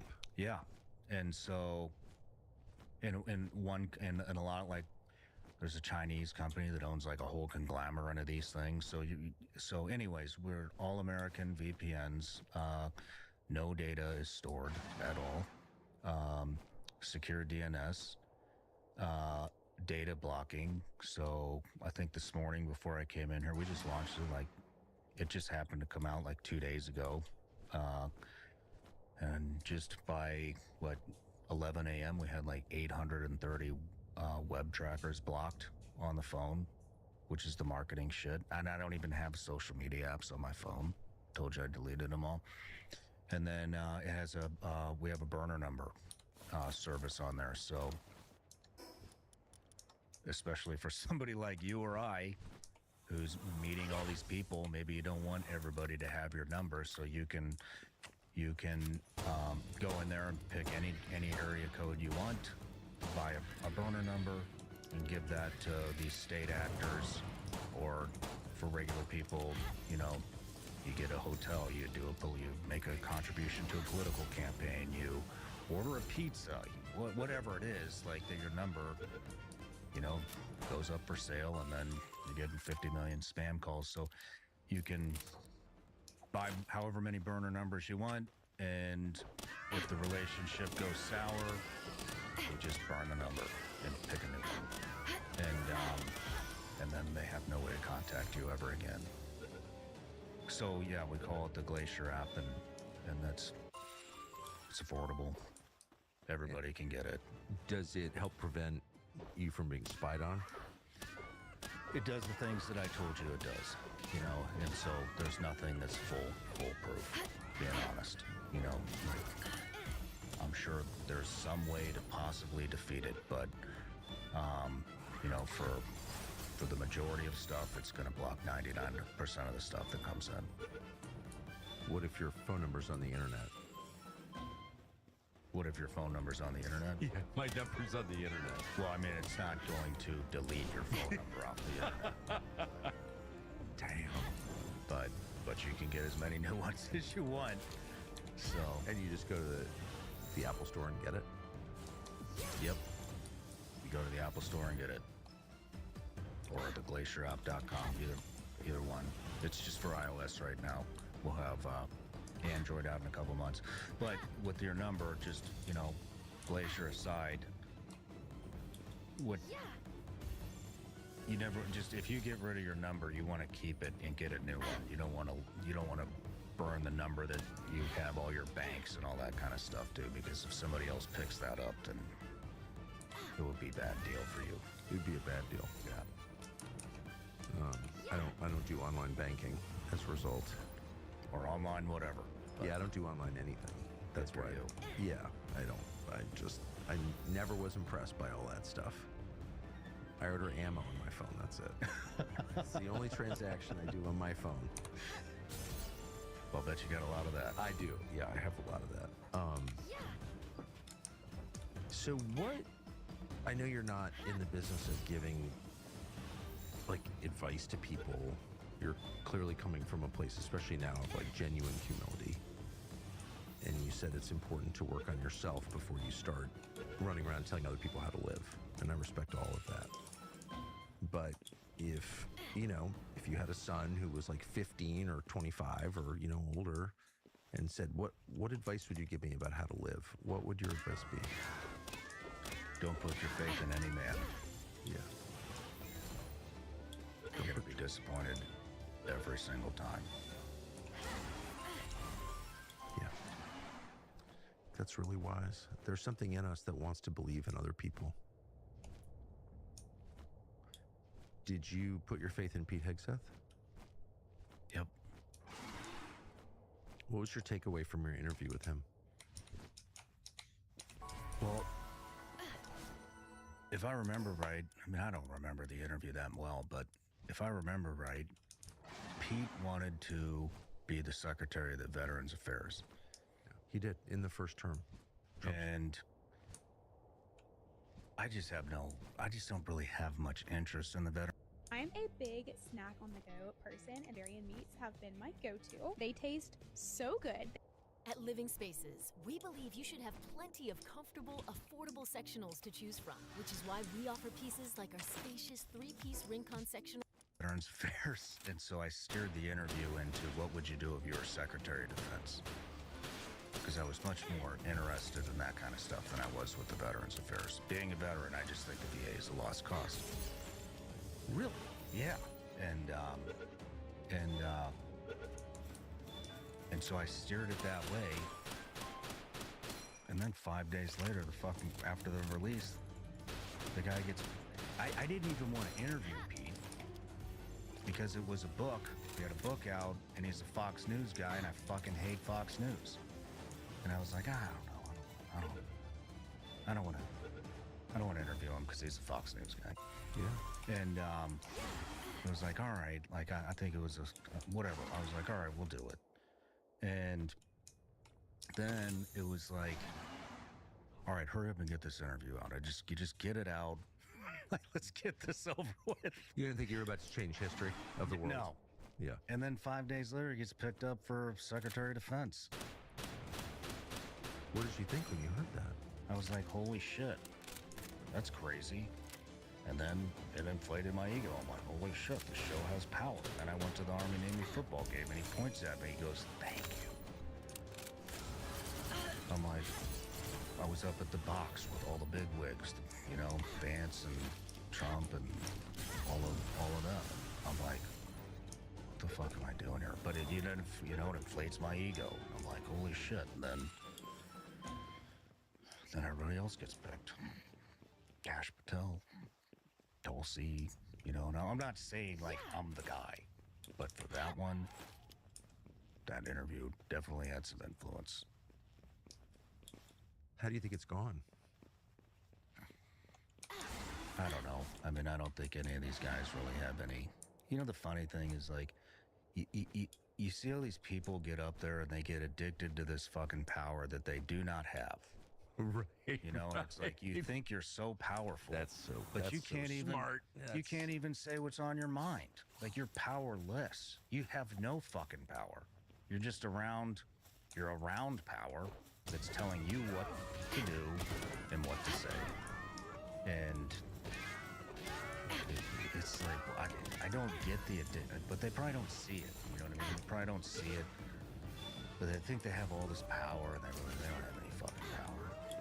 Because they can't say what they really think. Yeah, they can't say what they were. They won't even stand up for what they believe in, man. Like, look at the shit that's happening. Really? You're gonna sit here and tell me the fucking country's going great while the president of the United States kids are buying private islands with bunkers? Must be going great. Fair. I hadn't thought of it that way. That's probably not a good sign then, right? Maybe not. I don't know. Maybe they got some insider information, but you know, I mean, how can you, like, what?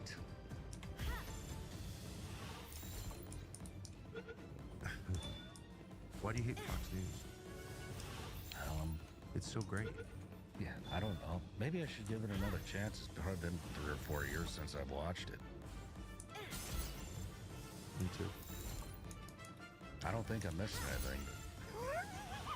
But, I mean, can you drill down a little bit on that? What about it turns you off? I'm just interested. I worked there at one point, so. Yeah, I mean, just the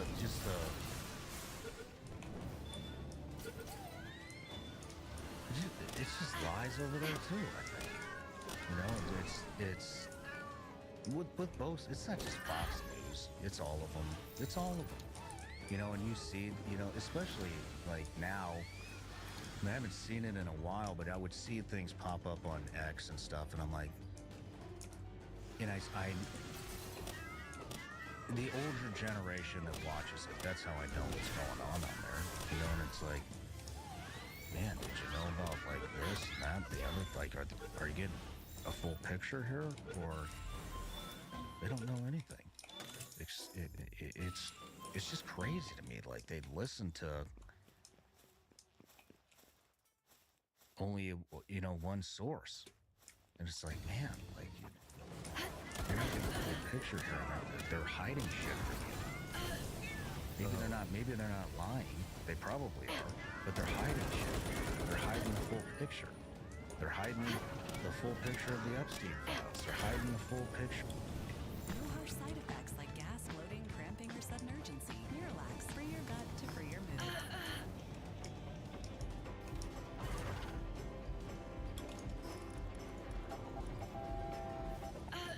If everything, the Iran war, like, is anybody over there talking about the petrodollar?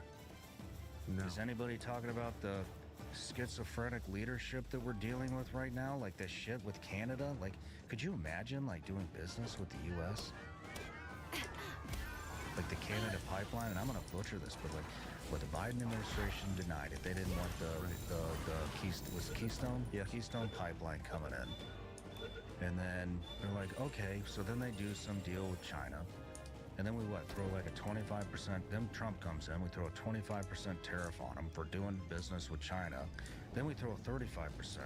Then we do a 100% tariff. And it's like, dude, what the fuck is Canada supposed to do? They tried to pipe it right into the Midwest. We denied it. Now you're gonna put a 100% tariff on them for making a deal with somebody else that they offered us at the beginning. Like, if I was a foreign country, there's no way in fucking hell I would do business with the United States. Because there's no continuity. It's just no. Yeah. It's literally like dealing with a crazy person, like a schizophrenic fucking crazy person. Like, shit, I just offered this to you guys like a couple years ago. Now you're like going crazy on me. What are you supposed to do? I think you're supposed to remember that's just one. I think the answer is Putin is bad. He's very, very bad. That's the rumor. I think one of the main reasons that the United States, which is protected from the rest of the world by the world's largest oceans, never been invaded, has all the natural resources we need, and a lot of great and smart people. The whole reason that we've been perpetually at war, really since 1917, is because identifying a foreign threat or foreign enemy or something to worry about far away removes attention from our own bad leadership. It's a way of like our leaders to be like, okay, you're right, but Putin. But honestly, the problem is Putin or Hitler, who's been dead for 85 years or whatever. It's like, okay. Like this Straight Hormuz stuff, like, I, from what I understand, like nobody really controlled it before. No. Now, Iran has discovered, like, holy shit, like the United States can't even shut us down. So now I'm sure there's going to be tax and escorts and everything until the end of time, because if we can't shut them down, then nobody's going to shut them down. You know what I mean? And so, hello, new gas prices, like they're not fucking coming back We just down. turned Iran into a global power. Yeah. And it will remain a global power for the rest of our lives, at least. Good job, admin. Yeah, good job. Did you think when you interviewed Pete Hegseth, since you served in the military under a secretary of, well, then it was defense, now it's of war. In fact, let me just interrupt myself and say, what do you think of the change from Defense Department to Department of War? Oh, I thought it was stupid. Yeah. I thought it was like, why? You know that's just going to piss people off. Who cares?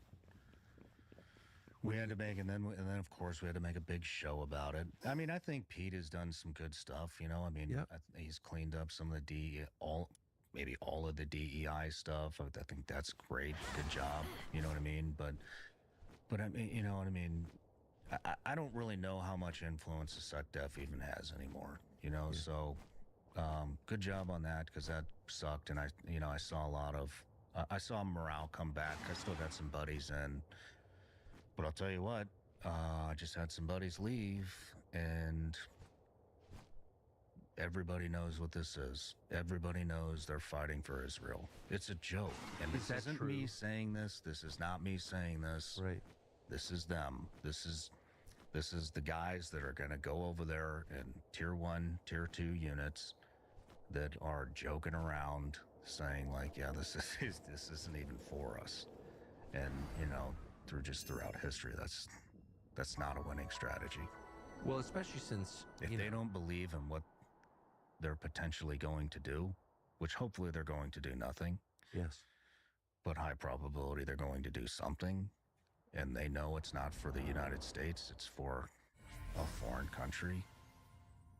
Like, then fight's out of the dog, buddy. Really? Well, especially because they could get killed. I mean, it's kind of high stakes. That's what I'm getting at. Yeah. They know it's not for us. We're not defending our country. And you think they know that? No, I don't think they know that. I know they know that, because I just had a going away party for one, and that's all he was talking about. I mean, it's fucking sad. I mean, it's such a betrayal. It's such a betrayal. Like, why don't you just get out, man? Because it's what he does for a living, right? Yeah. What do you do after that? Exactly. We'd probably start a podcast. Yeah. No, but seriously, what do you do? I don't know if we need like more shooting schools or executive protection. I mean, I feel for those guys. They have these specialized talents, skills. honed at great expense over years. Well, you know, you got to give them hope. Hi, I'm Andrew the home buyer, and I want to buy your house. The average home is taking over 80 days to sell. Why wait months? And so, because yeah, that's where most of them wind up, and a lot of them are happy doing it. You know, my guy is, but Just saying, if you don't, then you have to be willing to reinvent and start from zero and go to one, and that's really fucking hard to do. But that's what you have to do. Do you talk to people getting out a lot? Yeah. Not a lot, but I mean, I'm getting older, you know, so I'm losing touch. And most of my generation is out. How do they feel about what they did? Pissed. Really? Majority of them are pissed. And these are GWAT people. Yeah. What are they mad about? They don't believe it was for the right reasons. I just told you the Pete Blaber episode. You know, the whole Iraq invasion was based off of a fucking lie. A water truck, an air conditioning unit, and a guy taking piss outside of a building. That sounds like weapons mass destruction to me, Sean. We sure showed them, didn't we? So, at some point, you got recruitment problems if people believe what you just said, right? Yeah, I would imagine. I don't know what the numbers are. When you were over there, did you think a lot about why you were over there? Yeah. But, you know, information didn't flow like it does now. So we all thought we were there for the right reasons, and really the only gripe was coming home and listening to all the liberal Democrats bitching about the war. Turns out they were right the whole fucking time. I know. But, Yeah. you know, That's a head trip right there. That's hard for me to admit, but it's true. So that raises questions. So, like, guys in SEAL teams or Delta or any of the most famous and highly trained special operator types, I always assume that they're right-wing Republicans. I've always thought that. Is that still true? I don't know. You know, I don't know. I don't really. Everything's just so mixed up now. I mean, shit, you just got a love letter from my mother-in-law who hated you a year ago. You know what I mean? Everybody's mixed up. I don't think anybody She wrote does. me a very nice letter. She's now a subscriber. I thought she was never going to talk to me when you wrote her a letter a year ago. I wrote it in jest, but also, you know, from one Protestant to another, I thought I could make a connection. But anyway, and you did. It's hilarious. She seems very sweet, actually. Everything's so messed up now. That's right. Like, how would you describe your politics? Do you have politics, or are you just not even interested in it anymore? I'm a Christian. Yeah. So my last question is, like, what do you think? So you know what's going on in your life. You've had, and thank you for talking about that. I know it's like you're in the middle of it, so it's hard to talk about it. But do you see it happening in other people? Like, do you think there's something bigger going on? Oh, yeah. I mean, yes, I do. I don't know what's real and what's not, though. I think that there are people also that are, you know, coming to Christ who are like, oh, look what happened to that guy. You know what I mean? With his view counts or what, like, it's like the thing to do now sometimes, you know, so I don't know. But yeah, I think there's a wave of it happening. I mean, there's definitely a resurgence in the younger generations. Yes. You know, and so that's really cool. That's really cool to see it. And you see that? Yeah, I see it. I see it. I see when I go to church, everybody's paying attention. And I bounce around from all kinds of different churches. Not this morning. The priest didn't show up out here. I should say. He texted me at Thanks for 7:30 this communion. morning. You want to go to church with me? This is the least Christian state out of 50, so there aren't many churches and active churches, but you decide Monday morning you're going to church. I go 3 to 4 days a week now. Really? Yeah, I like to bring. I bring my 2-year-old, and then the next day I bring my 4-year-old, and after each time we go to mass, I bring him to breakfast, and we get some one-on-one time, and then take him home, and then I go to work. That's the best. It's awesome. I love it. And they're into it. Really? Yeah. I remember bringing my 2-year-olds to church, and it was like a nightmare. Like climbing on your head in the middle of communion. It will be if I bring them together. Right. Oh, is that right? You split them up. That's smart. Yeah. One-on-one time with Dad. And they want to go. They ask me, can I go with you today? And really? It's pretty cool. Yeah, we talk about communion. They ask about the special bread. It's pretty neat. And do people who you grew up with, who you talked to, your friends, guys you served with, are they thinking more about God than they do? Oh, yeah. All of them. All of the, you know what's really cool, actually, is, you're addicted to the fight. I can see it. These guys are addicted to the fight. I'm addicted to the fight. A lot of these guys have fought for 30 plus years. And like a guy like Tom Satterley, who I brought to the Elk Party with me. Yeah. And he was in Somalia, when that whole thing went down, and then the whole quite a GWAS. man. Yeah, amazing human. Yes, amazing. Well, all these guys that are like, addicted to the fight. Now there's just so many of us that are diving into spiritual warfare and learning about it, and so it seems to be the new thing with my old community. Really? Yeah, it's pretty neat. I think of it as guys who are the real dork, people are actually pulling the trigger. Pretty secular group, I always thought. Is that fair? Yeah, I would say so. But in these times, not so much. Amazing. Yeah. Thank you for talking about all this. My pleasure. I know it's painful, but I think it's really inspiring. Thank you. Well, thanks for having me. Literally anytime. Love coming out here. I love having you. John Ryan, thank you.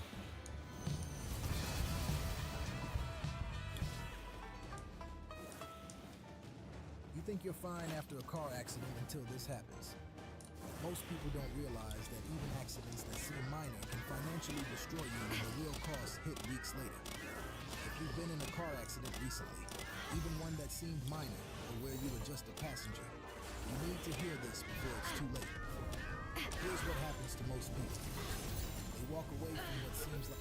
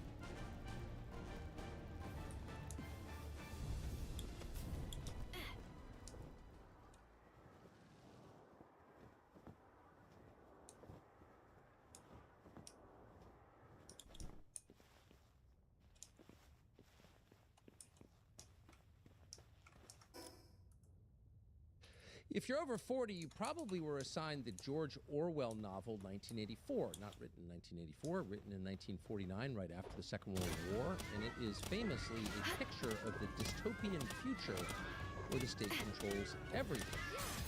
And if you can think back, the novel is not quite as widely assigned now. Your kids are probably not reading it. If you're under 40, you may not know exactly what it is, except it's like a synonym for the state being overbearing. Big Brother is watching you. But it's worth remembering what 1984 describes because it is so prescient. It does not describe a lot of physical repression by the state.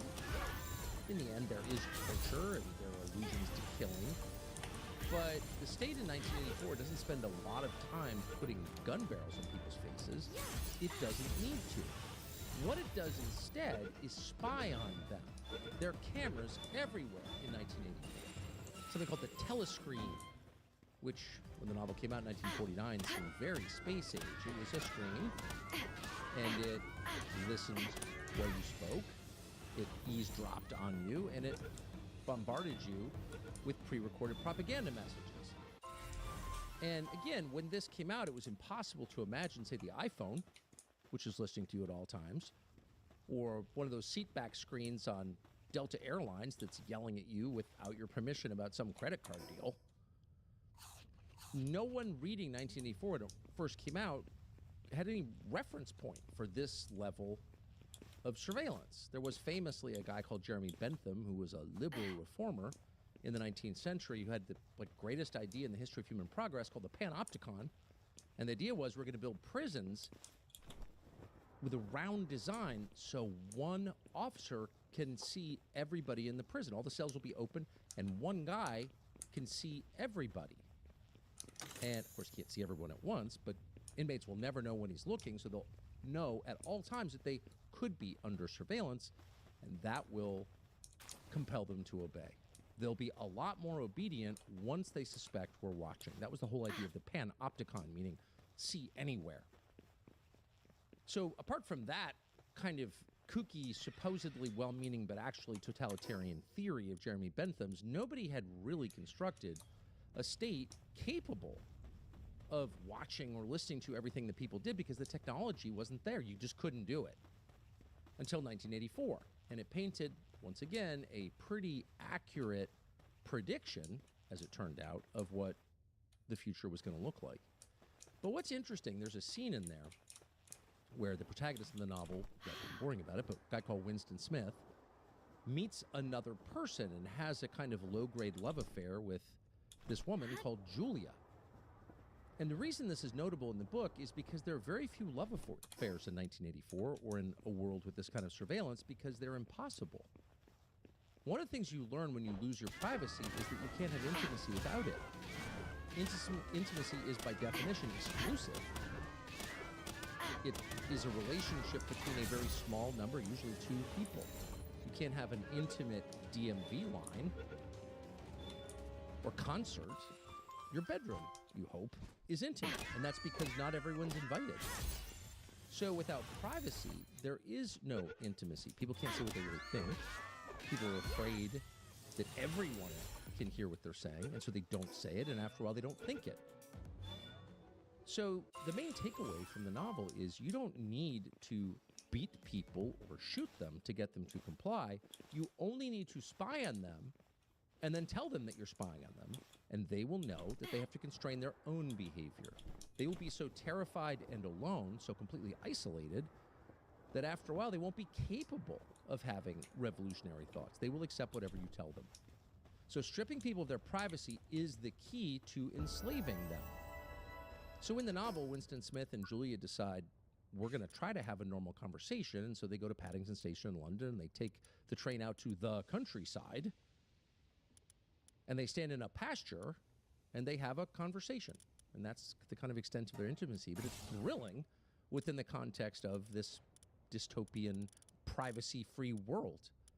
They go out into the countryside, and there they can talk freely. There they can be truly themselves. There they can be honest and be intimate with another human being, break out of the prison of solitude that the state has cast them in.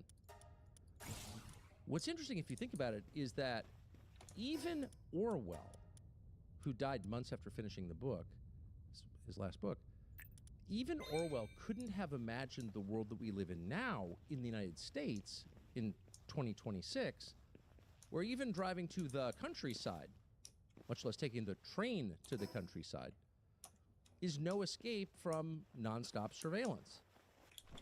Because cameras are everywhere. And cameras aren't simply recording you, they're listening to you and analyzing your biometrics, your gait, your face. There is almost, if you live in a metropolitan area of the United States, no place you can go From your bedroom to the grocery store to the sidewalk in front of your house or apartment, where you're not being surveilled at all times, 24 hours a day. And who knows what's happening to the images and sounds those cameras are capturing, that data. We actually don't know. And there's really no legal safeguard in place to let us know or to protect us from the misuse of that information. Information about us.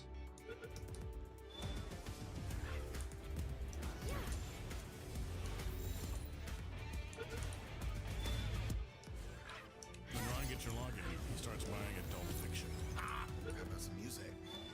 His mouth found places she hadn't known to take. No one I'm not that kind of girl. Pleasure. Don't let Ron fill your library with smut. Protect your identity with Cloaked. Remarkable. How did this change so fast? And were you consulted on the change? Did your local lawmaker ask you, would you like to be spied on 24 hours a day? No, of course no one asked. In fact, until very recently, most Americans were not even aware this was happening.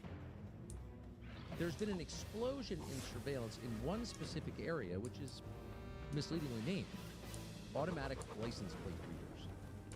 So the idea is that a camera, either affixed to a pole or bolted to the side of a building or increasingly in a drone, takes pictures of a license plate and runs that information back to police headquarters, presumably, or corporate headquarters. And that information can be used to track down the fabled child traffickers everyone in charge is so upset about. Child traffickers! There's not a single member of Congress who isn't very exercised about the existence of child traffickers, even the ones who opened up the southern border and let in tens of thousands of child traffickers. They're very upset about child traffickers, and because child trafficking is America's most pressing problem, everybody in the country, all 350 million, need to be spied on at all times, but just your license plate. Well, it's become clear in recent months that these license plate readers are doing a lot more than reading license plates. In fact, there's no law that says they have to constrict their spying to people's license plates. They can spy on people and cars, and they can do facial recognition, and they can listen to what you say. And indeed, they are. So there are a lot of companies that provide this service. The biggest and certainly the most famous is called Flock Safety. The idea behind Flock Safety is police departments will use its product, its drones, or its cameras affixed to poles in their town to reduce crime. And from the perspective of the police department, it's a pretty good deal. And it's a good deal because it's a whole lot cheaper than police officers. Police officers are very expensive. It costs over $100,000 a year on average to employ a police officer. Over the course of an entire police career, through recruitment and training and sick days and, of course, salary and then retirement, it can cost $7 million to a city for a single police officer. But if you were to switch, if you were to automate the process, if you were to get a machine to do what people once did, it cost you about $2,500 under the Flock contract. So you can certainly see the incentive. Of course, lost in this is any privacy or even interaction with the human being with whom you might relate in some way. Personal interactions becoming far too expensive in the new digital economy. But you can certainly see why city councils and mayors and police chiefs would be incentivized, would have great incentive to use Flock cameras instead of people. The problem is, it's not clear what the rest of us are getting in return. So the promise, and it's inherent in the name Flock Safety, is that if you give up your privacy, your pre-existing, you thought, right to kind of walk around without having your face analyzed and sent to headquarters somewhere in this or another country, if you were to give up all privacy, you would in exchange get what? Safety. Of course, and that's the trade, always. The problem is it hasn't worked that way because safety has never been a priority of this ruling class. There was a time when big city mayors and police chiefs and governors and even presidents said explicitly, look, we're going to crack down, but in return, you're going to get the kind of country that is clean and orderly, safe for your daughter or grandmother to go to the store. No one's getting raped in my country, and we may need to crack a few heads, but you will get safety. And for years, a bipartisan Republican and Democrat agreement remained in place. that the first order, the first job of government was to provide safety for its citizens, because without that, what else do you have? Doesn't matter what your GDP is if, I don't know, the downtowns of your biggest cities are open-air drug markets or hundreds of people are getting shot to death. It doesn't matter. So you first have to provide safety. But somewhere around 30 years ago, that part of the deal ended. And big city mayors, governors, members of Congress sort of forgot that their number one duty is to provide safety to the population. And this kind of reached its most obvious and hilarious point 5 years ago when those same people, members of Congress, governors, big city mayors, even police chiefs, were calling for some version of defunding the police. How about no police at all? Oh, you think it's dangerous now? How about we just don't enforce any law? How does that sound? And they told us that. They were not embarrassed at all. Opposing funding the police was a prerequisite to being anti-racist, so it was really a kind of moral test. Anyone who's for the police hated black people, obviously, in case you weren't here when that happened, but this was a widely understood principle. And every channel, including Fox News, told you about this. Anyone who's for the police, particularly white police, is just a racist. First cousin to a Nazi.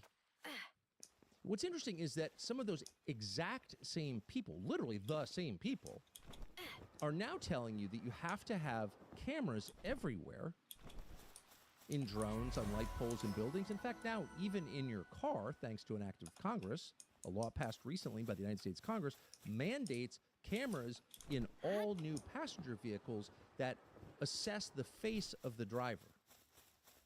Whether he's eating or yawning or who knows what he's doing, having a private conversation. Well, there are no more private conversations, even within the confines of your own vehicle. Why? Because safety. There are drunk drivers out there. Of course, it was only 2 years ago that Joe Biden explained, well, actually, drunk driving is not a big deal when illegal aliens do it.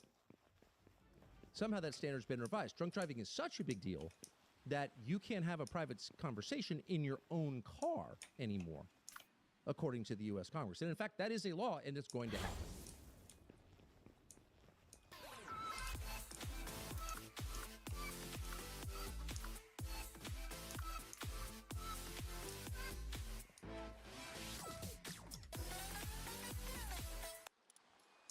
So how exactly has this brand new but already incredibly widespread phenomenon, flock cameras, license plate readers, in virtually every city in the United States, what has it done to crime? Well, it has not eliminated it, despite what they may tell you.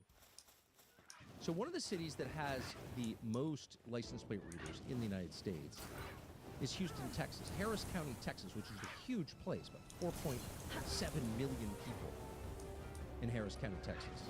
It's the size of Oman, New Zealand. It's a lot of people. And it also has a famously high murder rate. Lots of different kinds of crimes, but murder is the most straightforward because almost all murders are accounted for because there's a body in this person. So murders go reported. So we know pretty much precisely how many murders a city has.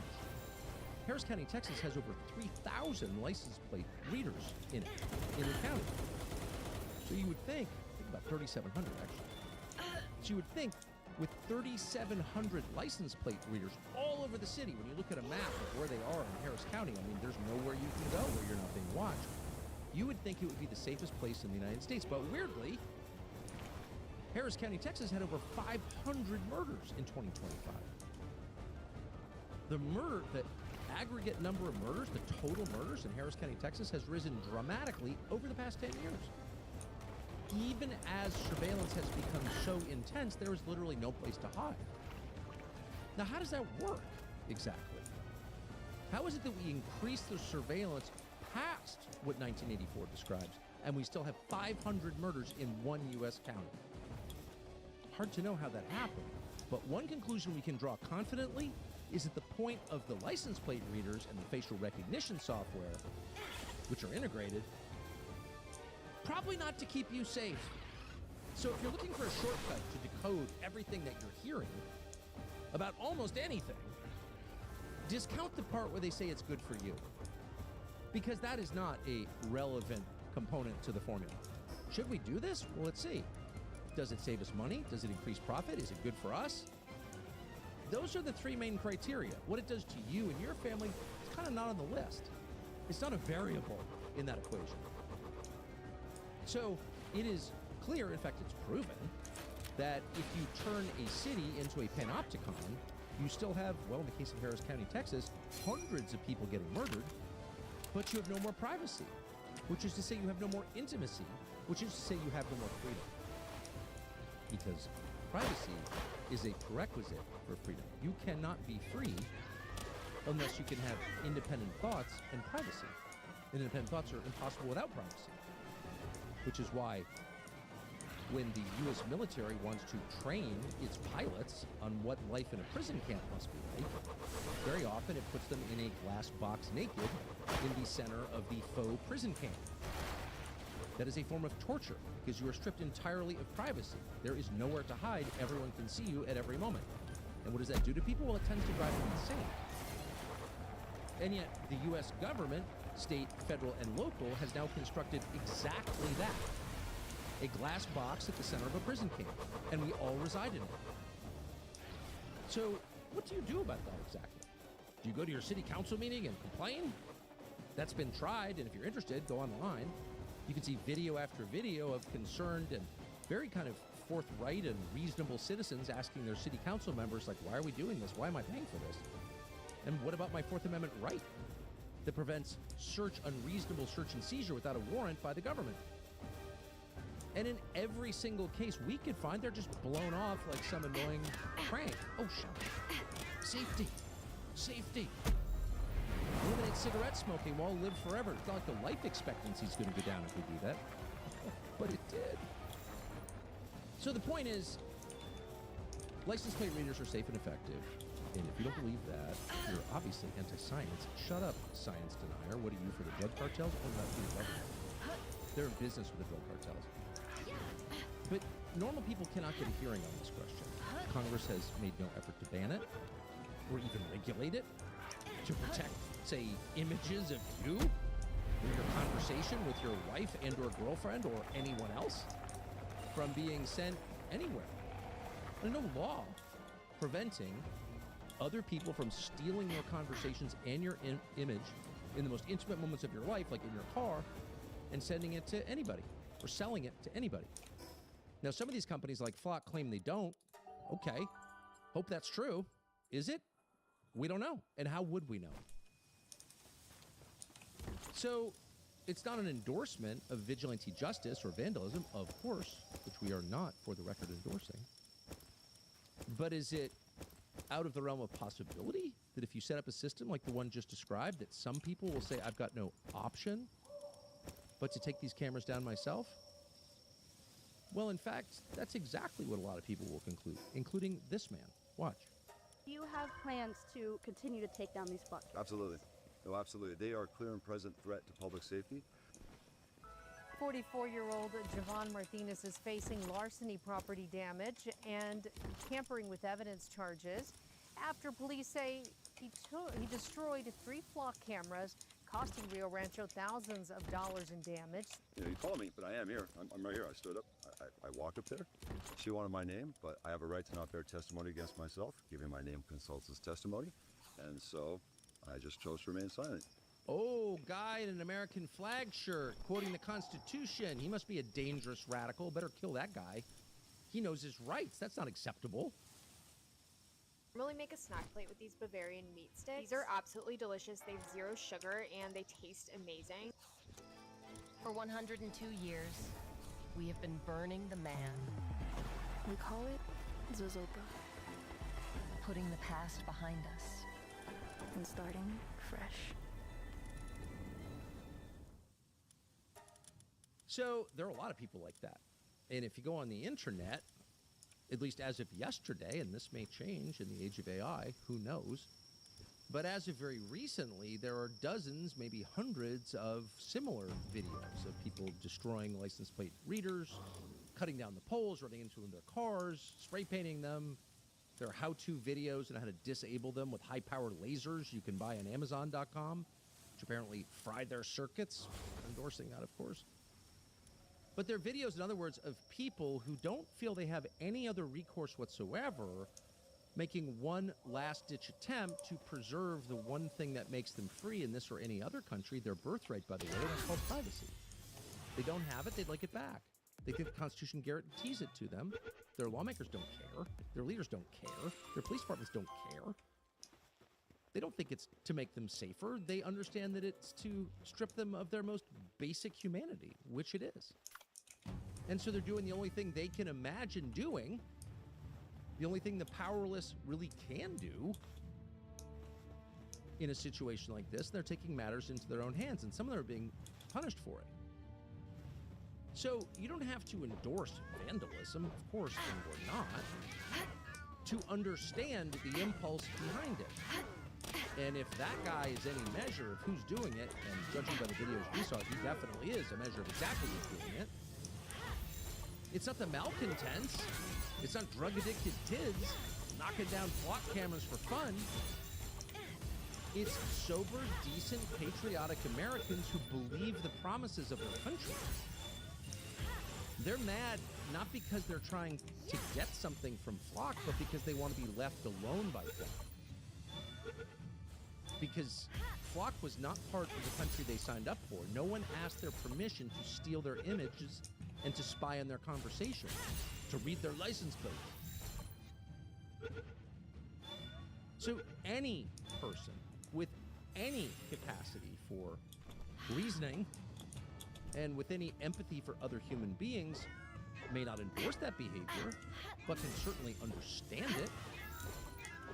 And enlightened people might work to some kind of compromise. Maybe there are ways we can use technology to lower crime and make it safer for your grandmother to go to the grocery store. That would be good.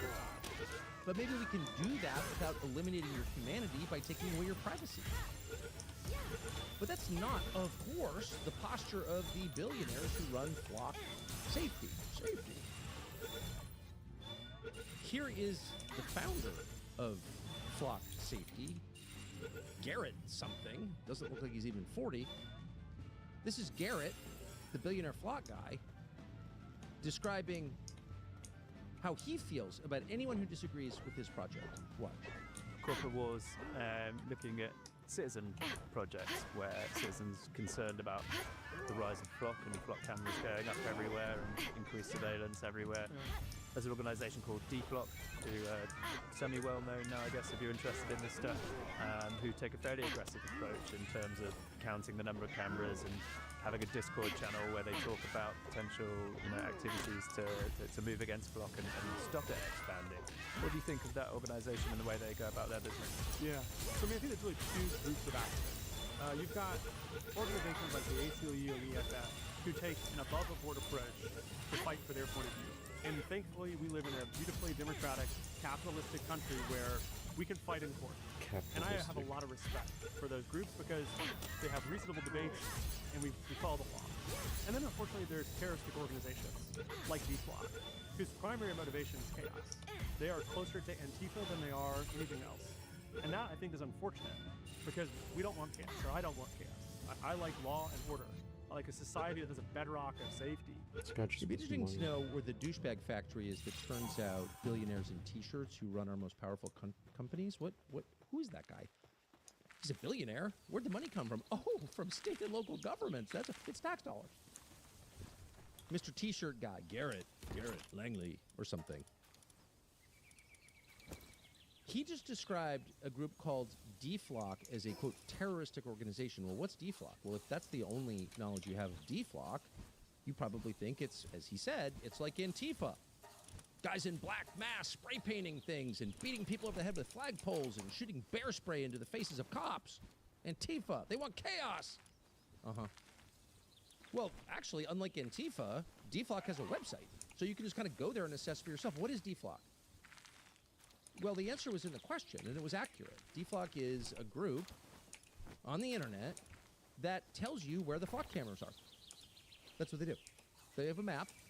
They're not for Flock cameras or any license plate readers. They think they're a violation of the Fourth Amendment. They think they're an invasion of your privacy. They think they're dehumanizing. All true, by the way. But what they really do is keep track of where the monitors are, where you're being surveilled. And you can go on the map. It's dflock.com. And find out where they are in your neighborhood. And by the way, it's overwhelmingly likely that you have them in your neighborhood, that you're being watched, you didn't even know it. And that's because the people who are supposed to be protecting you, actually protecting you, like the mayor of your town, the chief of your police department, or your member of Congress, or your governor, they should be telling you, but they don't, because they don't care at all about you or your privacy. And so DFlock steps in and says, maybe you'd like to know where these cameras are. And in some cases, because the information is out there, the guy in the American flag shirt and the sombrero may disable the camera. Okay. But most people would like to know. And so providing that information is terrorism, really? So think about what the t-shirt douchebag guy is saying. The billionaire that got rich on your tax dollars is saying to you. He's saying, we get to know everything about you. Everything. You don't even know we're here. Actually, we have a drone overhead that at the distance of hundreds of yards can see everything about you, just like a military drone. And that information is going, well, we're not going to tell you where it's going. I mean, it's proprietary information that's going to the client, but what's he doing with it? He could be selling it to insurance companies, to other governments, to companies, to data brokers who can sell to all the above. That's not happening? I don't know. Mr. T-shirt billionaire, is it happening? Shut up. But in other words, he's reserving the right to use tax dollars to know everything about you, but if you want to know anything about their company, Flock Safety, you're a terrorist. Oh, you're a terrorist. It's a terroristic organization. Are they committing acts of terror? No, they're actually disseminating knowledge that he's not contesting as factual. He's not saying it's wrong. It's accurate. That's why he calls them terrorists. How dare you? You get to know everything. This is sort of the deal the government has with us, or federal law enforcement has with us. You lie to an FBI agent, any federal agent, go right to jail. And if you live long enough, you'll know people who do go to jail for doing that. So, of course, the FBI can't lie to you, right? Oh, yes, they can. So, in other words, your employees that you pay, who work for you, an FBI agent works for you, hey, get me a cup of coffee, son. That's the posture. He works for you. He's your employee. He's your housekeeper with a gun. You're paying his salary. But if you lie to him, you go to jail, but he is absolutely allowed to lie to you and does all the time and faces no penalty because there's no law against it. Well, that's called asymmetrical. That's called unjust. And that's been true for a long time. But now you have a so-called private sector company, a defender of what he described, the T-shirt kid billionaire described as capitalism. Capitalism. Oh, it's capitalism, huh? Taking money from the public without their consent, spying on them, and then if they try to even know what's going on, they're terrorists like Antifa, who are against order. Yeah, so that's not a sustainable system, by the way. And across the country, these very obvious and clearly identified on dflock.com, God bless them for doing that, cameras are under assault. It's hard to know how many. Flock on their website says not many. Well, it seems like a lot. But pretty soon it won't matter because they're going to be in drones. And unless you're an extremely good shot with a tightly choked 12 gauge, you're probably not going to knock one down. And if you do, you're going right to jail. Discharging a firearm. So they get to like hover over your bedroom window if they want. There's no law against it. Watch you and your wife and listen. But if you take any action at all, or even complain too loudly or tell other people that it's happening, you're a terrorist. Okay, now. So while we can, in other words, while these surveillance devices, this whole North Korean setup that we're building here in the United States, is still visible to us before it's all airborne, and there's literally nothing you can do about it. You might not even know it's there at that point. There'll be no way to identify it. There'll be no deflocked for drones because they're mobile. So during this moment when we can talk about it, it seems like maybe it's worth talking about it. We're not big on debt, but there are times when you have to take a loan. Can't put it on your credit card and pay 30% interest. You got to go to a bank. But going to a big bank is a very unpleasant experience. Now at Whataburger, you can get the new Big Ranch Wrap for $3, 5 premium Whata chicken bites for $4, or a bacon cheese Whataburger Jr. for $5. Add fries and a drink for a little more. Now that's a Whata deal at Whataburger. Download the app.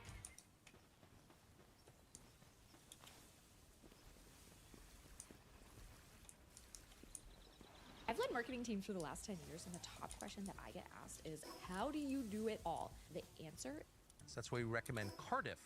Cardiff is a small business lender, America's favorite, and for good reason. 20 years of experience, $12 billion loaned. Cardiff has a simple way to secure capital for your business without the endless bureaucracy you're going to get at a massive bank in New York. Process is fast. Application takes 3 minutes. Approvals can happen just as quickly. The barrier to entry is 2fs.co/Tucker. Real growth, fast funding. Cardiff, borrow better. So Ben Jordan has thought a lot about this, knows a lot about it, knows a lot of the details about where the data from these cameras are going, which is worth knowing. And he joins us now. Ben, are you there? Yeah, I'm here. How are you?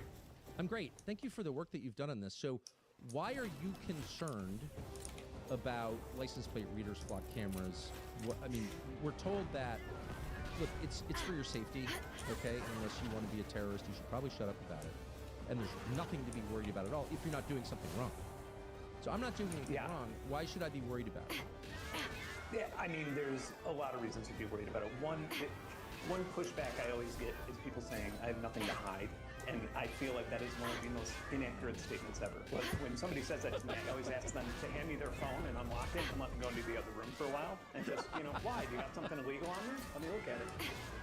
But yeah, anybody who's ever been stalked, who's been falsely accused of a crime, anybody who's ever been hacked, who's had their identity stolen, they all have stuff to hide. And then it's when those terrible things happen to you when you realize, oh, I actually have a lot to hide and this is really important.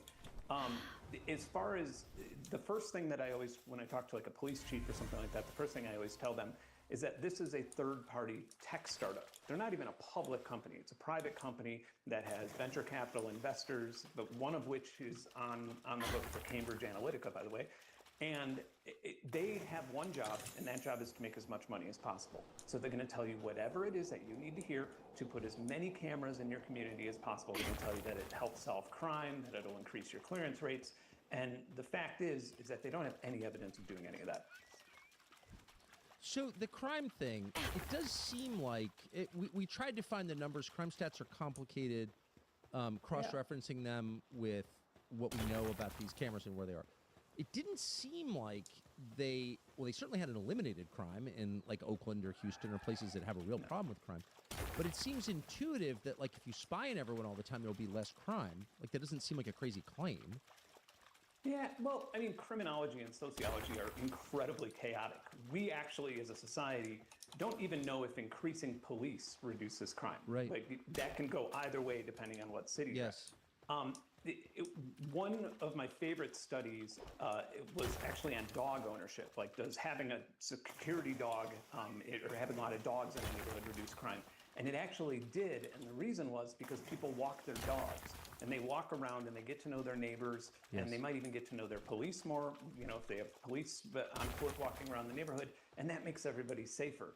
Like the only thing that we truly know that lowers crime is community policing, is people trusting their police officers and saying, hey, there's a gang member that all of a sudden bought a gun. I think something's going to go down. I saw this. They'll have that conversation with their police department, and then they could actually reduce crime and they could prevent victims from happening. So it's not a matter of getting somebody's license plate and then arresting them down the road. You don't have a victim in the first place. And I feel in most of the communities that I've visited, and I'm literally on the road right now visiting communities, talking to city council members and stuff like that. In most of these communities, the public feels like the license plate readers, specifically from Flock, are betraying the relationship that they have with police. They're actually violating that social contract where people expect privacy and they're not being given. Well, I mean, if surveillance created safety, then prisons would be very safe, but they're very dangerous. So, I mean, I guess that's obvious, right? Now that I think about it. One thing that the thing that a lot of people also don't think about, one of my favorite analogies, and this is used by the ACLU often, is if you're driving somewhere and a cop pulls behind you at a stoplight, you immediately change the way you behave. You start, you might be really into a song you're listening to. Now you're distracted by the cop. You might be in a conversation.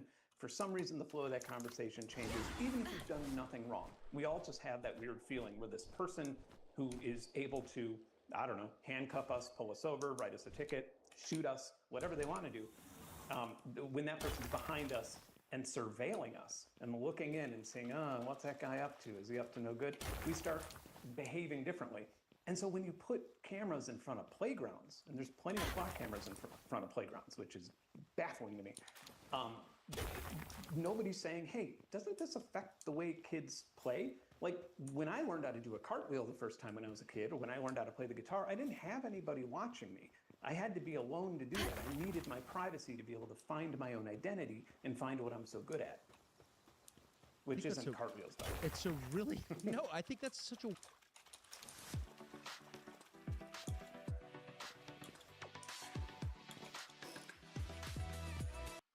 wise point and a deep point.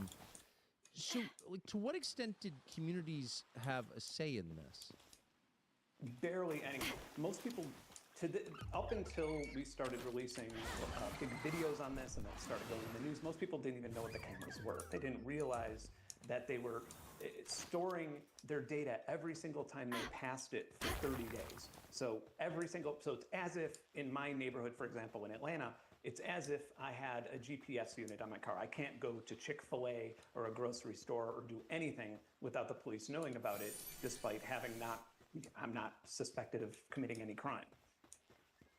So, I mean, shouldn't there be like a period where the town, the city of Atlanta, in your case, says to the public, you know, we're going to put North Korea-style surveillance posts all around the city? Like, are you for this? Are you against it? Like, here's the trade-off that we're thinking about. What do you think? There was no democratic input that you're aware of. No, it's and most people, I've been out of pocket. I've been paying for polling to find out, you know, how many people are for this, how many people are against this.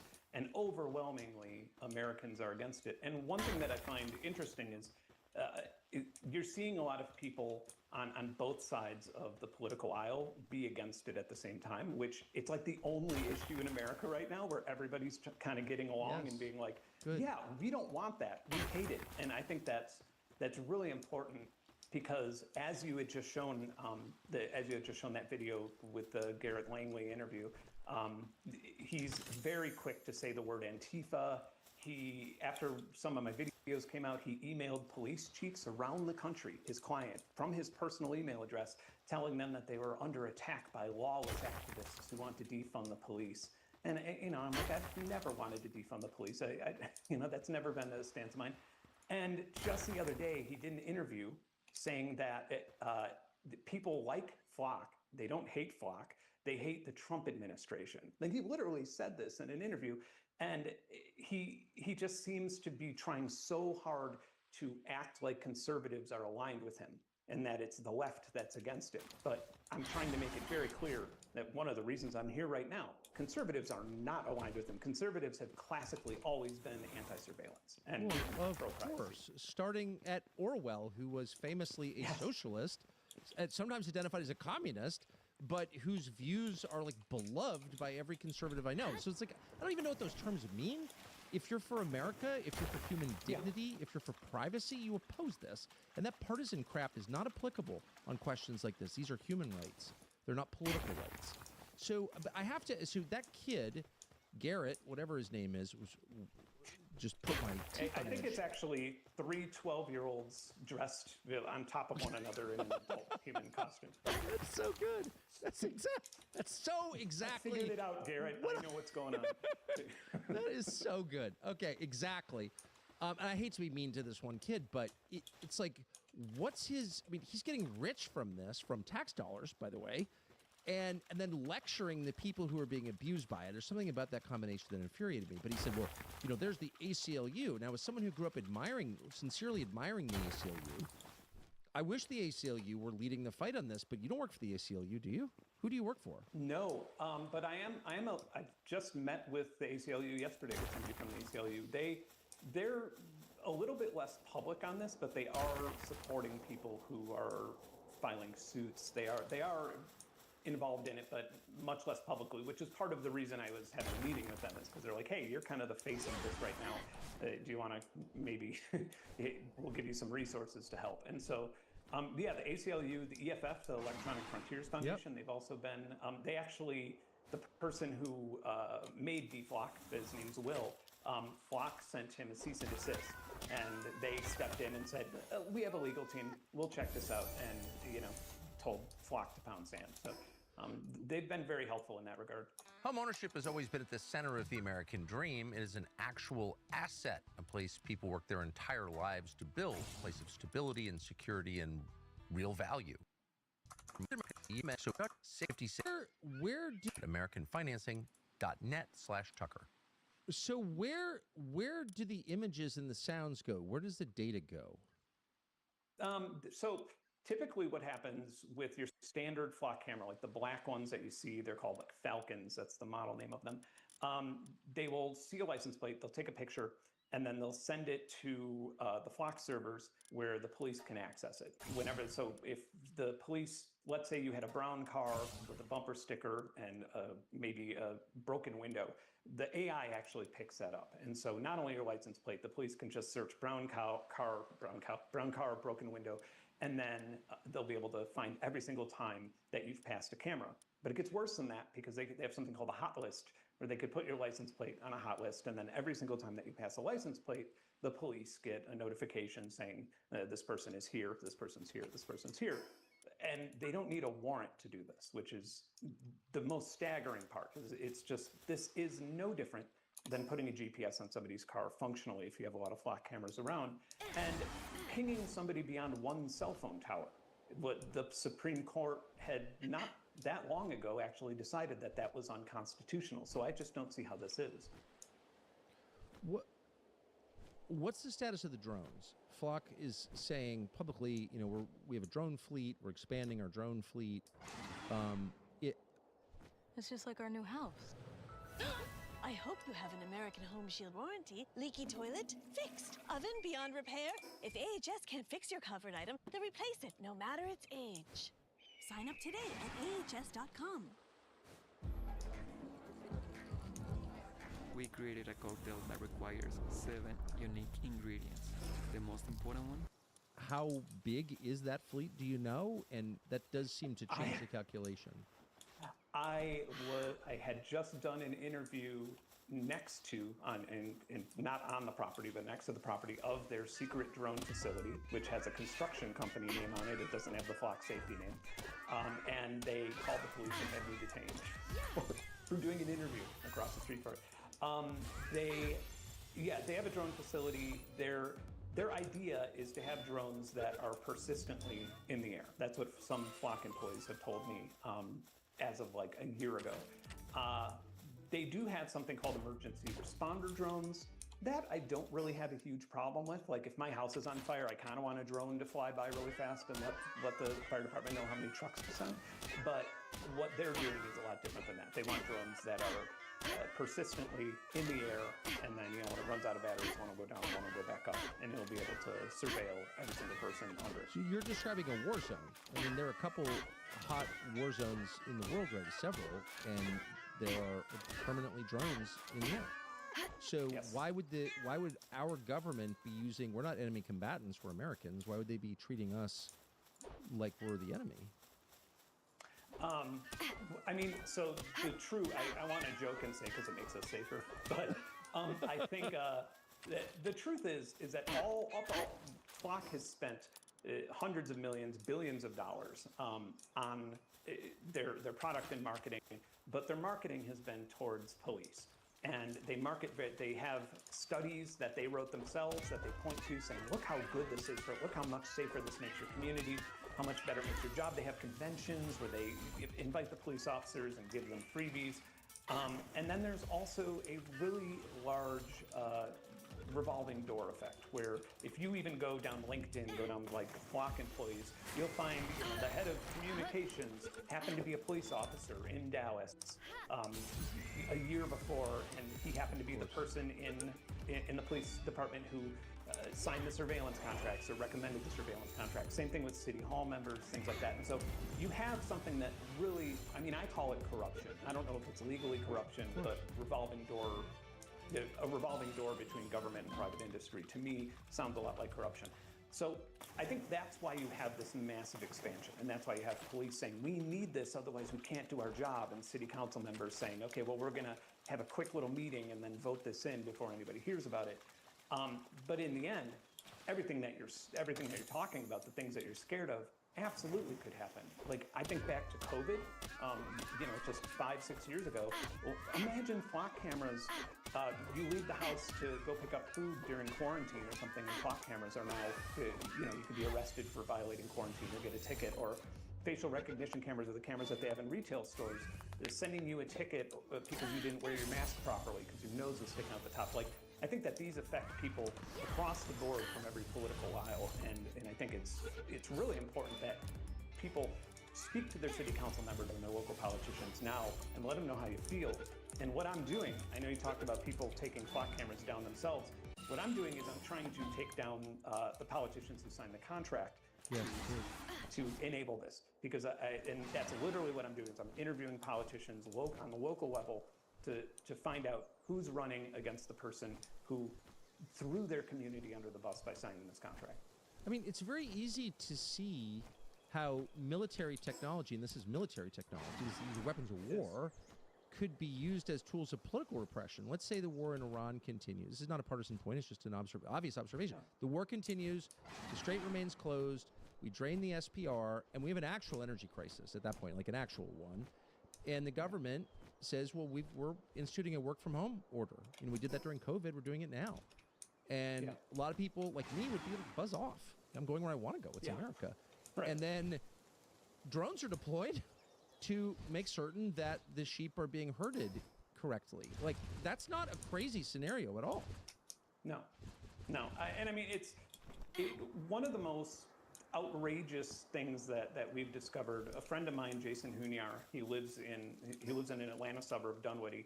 He has been just volunteering his time. He's not a professional investigator. He's not a journalist. He's been volunteering his time, pulling audit reports to FOIA requests of what these things have been used for, where they're located, what they've been searching. And there's a place there called Marcus Jewish Community Center. It's a private, large community center that's kind of beloved by the community, and they have cameras on the wall there that aren't flock cameras. They're like the standard cameras you would have in any sort of business. And the community center said, okay, well, we're a little worried that there might be some sort of anti-Semitic attack, so we want to share our footage with police in case they need it, in case there's a shooting or something terrible happens. And by doing that, they shared it with Flock.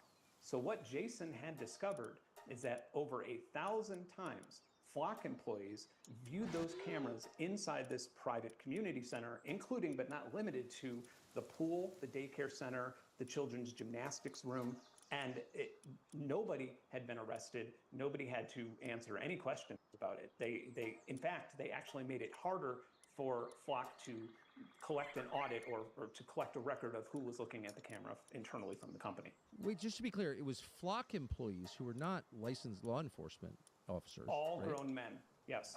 All Flock employees, over 1,000 times, and they were all grown men.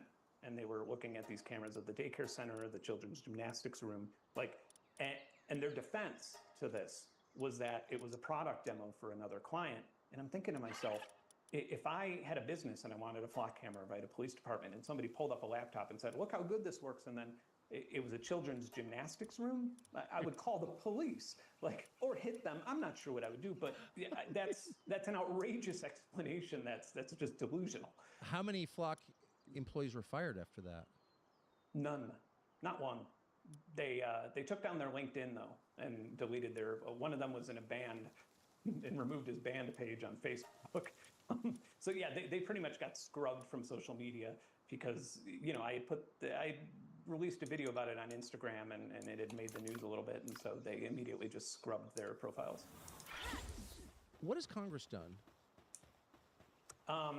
So I had found some Flock law enforcement accounts on the dark web from a Russian vendor, and it didn't have multi-factor authentication. You know, when you sign into Netflix and then you have to say, yes, I signed in from Netflix on my phone or type in a code. They didn't have that. And not all Flock cameras have that, or not all Flock accounts have that. And I found it for sale on a Russian vendor, and so I actually started talking to some senators, Representative Krishnamurti and Senator Wyden from Oregon, They wrote a letter to the FTC saying, hey, these need to be investigated immediately. There's a massive national security risk here. And the FTC, I assume, printed it out and threw it in the garbage. I'm not sure what they did, but they certainly didn't open an investigation. And this was almost a year ago. Well, there's never been a better time to sign up for Dutch Pet. That's because we have news in the world of dogs, which we follow closely. The return of New World screwworm has shelters debating whether they should euthanize, kill thousands of cats and dogs. New World screwworm is a parasite. This might be the only delivery service that actually feels chef-made, because it is. This is Cook Unity, and if you're Parasitic fly that feeds on warm-blooded animals, and public health authorities are searching for ways to contain the disease as it spreads. One of the story's main takeaways is that now is a good time to bring your dog to the vet, but logically can't because vet bills are totally out of control because private equity is buying up all the local veterinarians. Prices have doubled. We did a whole podcast on this. Dutch is the solution. Licensed veterinarians, telehealth, unlimited visits. As a listener of the show, you can start for just $82 a year. Total, $82. Visit Dutch.com/Tucker to sign up. The good news is that a Dutch vet can prescribe flea and tick medication that can also prevent life-threatening New World screwworm. Again, that's a 10-minute call, no waiting room, no clinic markup, free shipping on products not owned by private equity, up to 5 pets, $82 a year. Visit Dutch.com/Tucker. Use the code Tucker for up to $50 off. That's Dutch, DUTCH.com/Tucker. Are there any laws governing what Flock, and Flock is not, of course, the only surveillance company out there, there are a lot, but are there laws governing what they can do with the data, with your data, pictures of you and your family? In Illinois, maybe in California, there's some states that are starting to try and mimic data privacy laws that they have in like the EU or any other country, really. Like they have data privacy laws that are superior to ours right now. And the problem is that if it's only in one state, then they could just send it to a server in another state and then sell the data elsewhere. Flock claims to not sell your data, but I've literally seen PDF price sheets with an amount on how much they sell data for. So make sense of that. Oh, so you think they're lying about not selling data? It's almost as if they have a financial interest in lying to the public to get their company to IPO as quickly as possible. Oh, cynical. I don't think T-shirt guy would do that. And last and most obvious question, why are you doing this? Why are you devoting so much time to this? I'm going to be honest with you. I hate it. I'm so tired of Flock. I'm so tired of it all.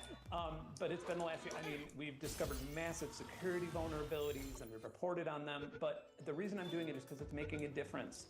You're seeing communities across the country and some big cities canceling their Flock contract or refusing to renew them. And I think that everybody needs to be concerned about this. And I feel like there's very few people in America who want to be tracked everywhere they go. And now is the time when you need to let your local city council, mayor, county, whatever it is, senators, governors, you need to make a big stink about it and let them know that they're not going to be running for office anymore if they continue to allow this to happen.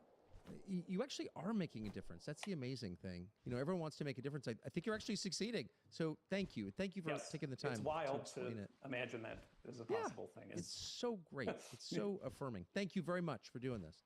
Thank you. Have a wonderful day. Thank you. So as you hear stories like that, you got to wonder, like, who would participate in this? A lot of good people are cops, for sure. Many more than they tell you. On the other hand, police departments across the country are participating in the dehumanizing of entire populations by stealing their privacy. You can't go anywhere without being watched. So you're not actually a citizen anymore. You are, to some real extent, enslaved by the government. So most people involved in this process, gathering the information, enforcing the laws, probably don't think about it too much. But some of them aren't stupid and probably reflective, and they probably have thought of it, and yet they still work there. And what's that? So it's interesting that there have been people who refuse to participate in them. And one of them is a former police officer from Rhode Island, a decorated police officer called Noel Pichardo, who said, well, I'm actually not going to do this because it's wrong. And you hear that so seldom, anywhere, for any reason, people voluntarily giving up a good job because they think it's immoral, that we thought it'd be worth talking to him. And he joins us now. Noel, thanks very much for doing this. Hey, Tucker, how you doing? Thanks for having me. So can you just tell us your story? So you're a cop in Rhode Island, correct? Oh no, I was. I'm sorry, figure of speech. You were at one point a police officer in Rhode Island, and you no longer are. So what happened and why? So back in 2021, my department was the Pawtucket Police Department over here, and a lot of other police departments across the state. They started doing these trial periods with Flock. So they were introducing to our police chiefs, our city councils, and say, hey, we have this new technology. It's going to help you solve crimes, catch criminals. And I was trained on it along with my other coworkers. And even the captain at the time who was tasked with training us, he was already very uncomfortable with it. He said, look, I was tasked with training you guys on how to use this, but I don't know. This seems a little sketchy, but this is how it works. This is how you get it on your computer. This is how the system works. This is how you find a vehicle on hot list. And there you go. So when we first were introduced to training, I was already uncomfortable with it. And then when I finally had it in my vehicle and I saw how it worked and how it basically tracked vehicles in real time, I knew that it was a complete mistake. I believed at the time, and I still believe now, that it's a Fourth Amendment violation, including the ACLU and the Institute for Justice, who agree on that. And thankfully, my city was too poor to afford it at the time, so they struck it down. So when I got involved and I got in trouble was back in 2023. I'm driving in my district, and I see them up in my community. And I'm a patrolman, and I wasn't notified that we were getting these cameras. So I was like, if I'm a police officer and it's my business to know when things like these are introduced in my department, the public doesn't know. And that was the case. The public wasn't notified. The other cities in Rhode Island were not notified. Like Ben was saying to most cities across the country, they were not notified. It was just something that Flock had a conversation with the city council and the police chief, and they were put up without notifying the public. And so, you know, after a couple months of having a hard time looking my wife in the eye, I spoke with a local reporter. I spoke with the Valley Breeze, and I told him this is what's going on. This was put up without the public's knowledge. It needs to be addressed. He asked if he could use my name, and because I'm an idealist and a bit romantic and a bit stupid, I guess, I told him to give him my name because I knew people hopefully would pay attention if they knew a police officer felt this strongly about what was happening. And so once he did the article back in October 2023, I got in a lot of trouble. I spoke with a lot of my local representatives too, try to let them know that got me in trouble. One of our representatives was a really good guy. His name is Joe Solomon. He invited to speak at the Government Oversight Committee in April 2024. That got me in trouble. So because I was doing all this, I got suspended a total of 4 times, 72 days without pay. So I lost about $20,000 worth of pay because of all those suspensions. I was supposed to get promoted to detective. I got that denied twice. I was banned from taking the sergeant's exam. Every time I was suspended, they would do things like have me hand in all my gear and all my equipment, which is not a thing that we do anymore. That's kind of an old custom. The only time they have a police officer when they stand a hand in their gear is when they're arrested for a crime. And I wasn't charged with any crime. I was just being suspended for. Well, they will lie and says, no, we're actually suspending you because you missed a municipal court date, or we're suspending you because you didn't take this report on a road rage incident. We don't take road rage incident reports in Kentucky. That's a lie. So they would say that's why they suspended me, but everyone in my department, all my coworkers knew that they were suspending me because of my opinion and because I was trying to address the problem as best as I can. So eventually what happened was in July of 2025, so last year, they wanted to terminate me, and it was one of them was literally based on a lie, one of the reasons why they wanted to terminate me. So I wanted to challenge it in Leo Board, which is like our version of a trial. Leo Board said, no, this is wrong, I'm fighting for my job. It was gonna cost me $30,000. My union was only gonna pay 10. So I needed to come up with 20 grand to defend myself. I couldn't afford that. So I had to resign. It wasn't my choice. I couldn't afford it. And so since my resignation, I decided, you know what, I gave it my best shot. I tried to address this problem best I can. Maybe I'm not articulate. Maybe I'm not diplomatic enough. I don't know. Maybe someone like Ben should be dealing with this instead of me. So I decided to let it go. I said, you know what, I'm going to let it go. I'm going to try to get hired somewhere else. Maybe I can get a job working campus security somewhere. I couldn't even get that because they wanted me to sign, and it was probably because they wanted me to sign an NDA before I left, which I wasn't even know the thing you can do with police departments. But they wanted me to sign an NDA, and I refused. And the deal was, if you sign this NDA, that bars you from saying anything about your experience here. But in return, we'll keep you on our health insurance. You'll stay on the city health insurance until you find another job. and the chief will promise not to say anything about you when you're looking for another job. I thought about that. I was like, it's not a bad deal, but I decided not to do that. I didn't sign the NDA. That's why I haven't been able to find a job in my field. And definitely now that I'm doing this interview, I won't be able to find a job in the entire country. Even no offense. I mean, I used to live in Rhode Island, so I can say this. Even by Rhode Island standards, that is very corrupt. I mean, you just described corruption. That's ridiculous. And your behavior was, in my view, heroic. So thank you. Eating right's pretty important, but it's hard if you live here. Sunmade makes brightening the everyday moments easy. Make every bite shine. 70s style fun meets 21st century tech. Introducing Antic. Co/Tucker, code Tucker, 35% off. You're going to love it. But I've got a lot of questions, but the main one is, why was the Pawtucket, which used to be a pretty tough town, as I remember it, it's still a tough town. Yeah, it's a tough town. Big project there and tough. Why were they so wedded to these cameras? Why was it so important for them to have these cameras? I actually don't know. I asked to speak with my chief because she dehumanized me. So I was like, maybe if she speaks to me, because the only time I had a conversation with my chief is when I got hired 8 years ago. I'd never spoken to her since I got hired. So she's putting all these punishments on me, and what, maybe I could have gone about this in a better way. Maybe maybe if I had a conversation with her first before I spoke with the reporter, before I spoke to the government oversight committee, maybe it would have made this, it would have made this back and forth a little more cordial. So I asked to speak with her, and she refused to speak with me. Or they told me that to not even bother, so I don't even know if they asked or not. But so I don't know. I mean, I asked some of the city council members in Pawtucket. I was like, look, don't you think it's a bit of a problem that the public hasn't been notified about this? Like, that doesn't concern you? And their response was the same response that Jordan was saying. It was like, well, it's for their safety. So what's the problem? So I don't know. I don't. Look, and we're dealing with a battle of extremes in our country right now. Is like you mentioned in your monologue, there was the fun police thing going on 3 years ago, and now there's this another extreme of mass surveillance. So which one is it? And I think that's where we're in a battle of extremes. As they say, hurt people hurt people. We put body cams on our officers, and when I had a body, and look, whatever you think about body cams, it is a bit dehumanizing to have a video camera put on your chest. I bet. And say, go do your job. It's a bit dehumanizing. So it's not surprising to me that now when the police or the city now have the opportunity to return the favor to the public, that they're not going to think much about it. Yeah, like you put body cams on us. That's such a smart point. Yeah, you put body cams on us because we're a scumbag because some guy did something in Minnesota. Well, now it's your turn. So I think there's a Freudian thing going on there where you do it to us, now we do it to you. So, and to defend my old coworkers, it's a mix. Some of them think this is wrong, this is immoral.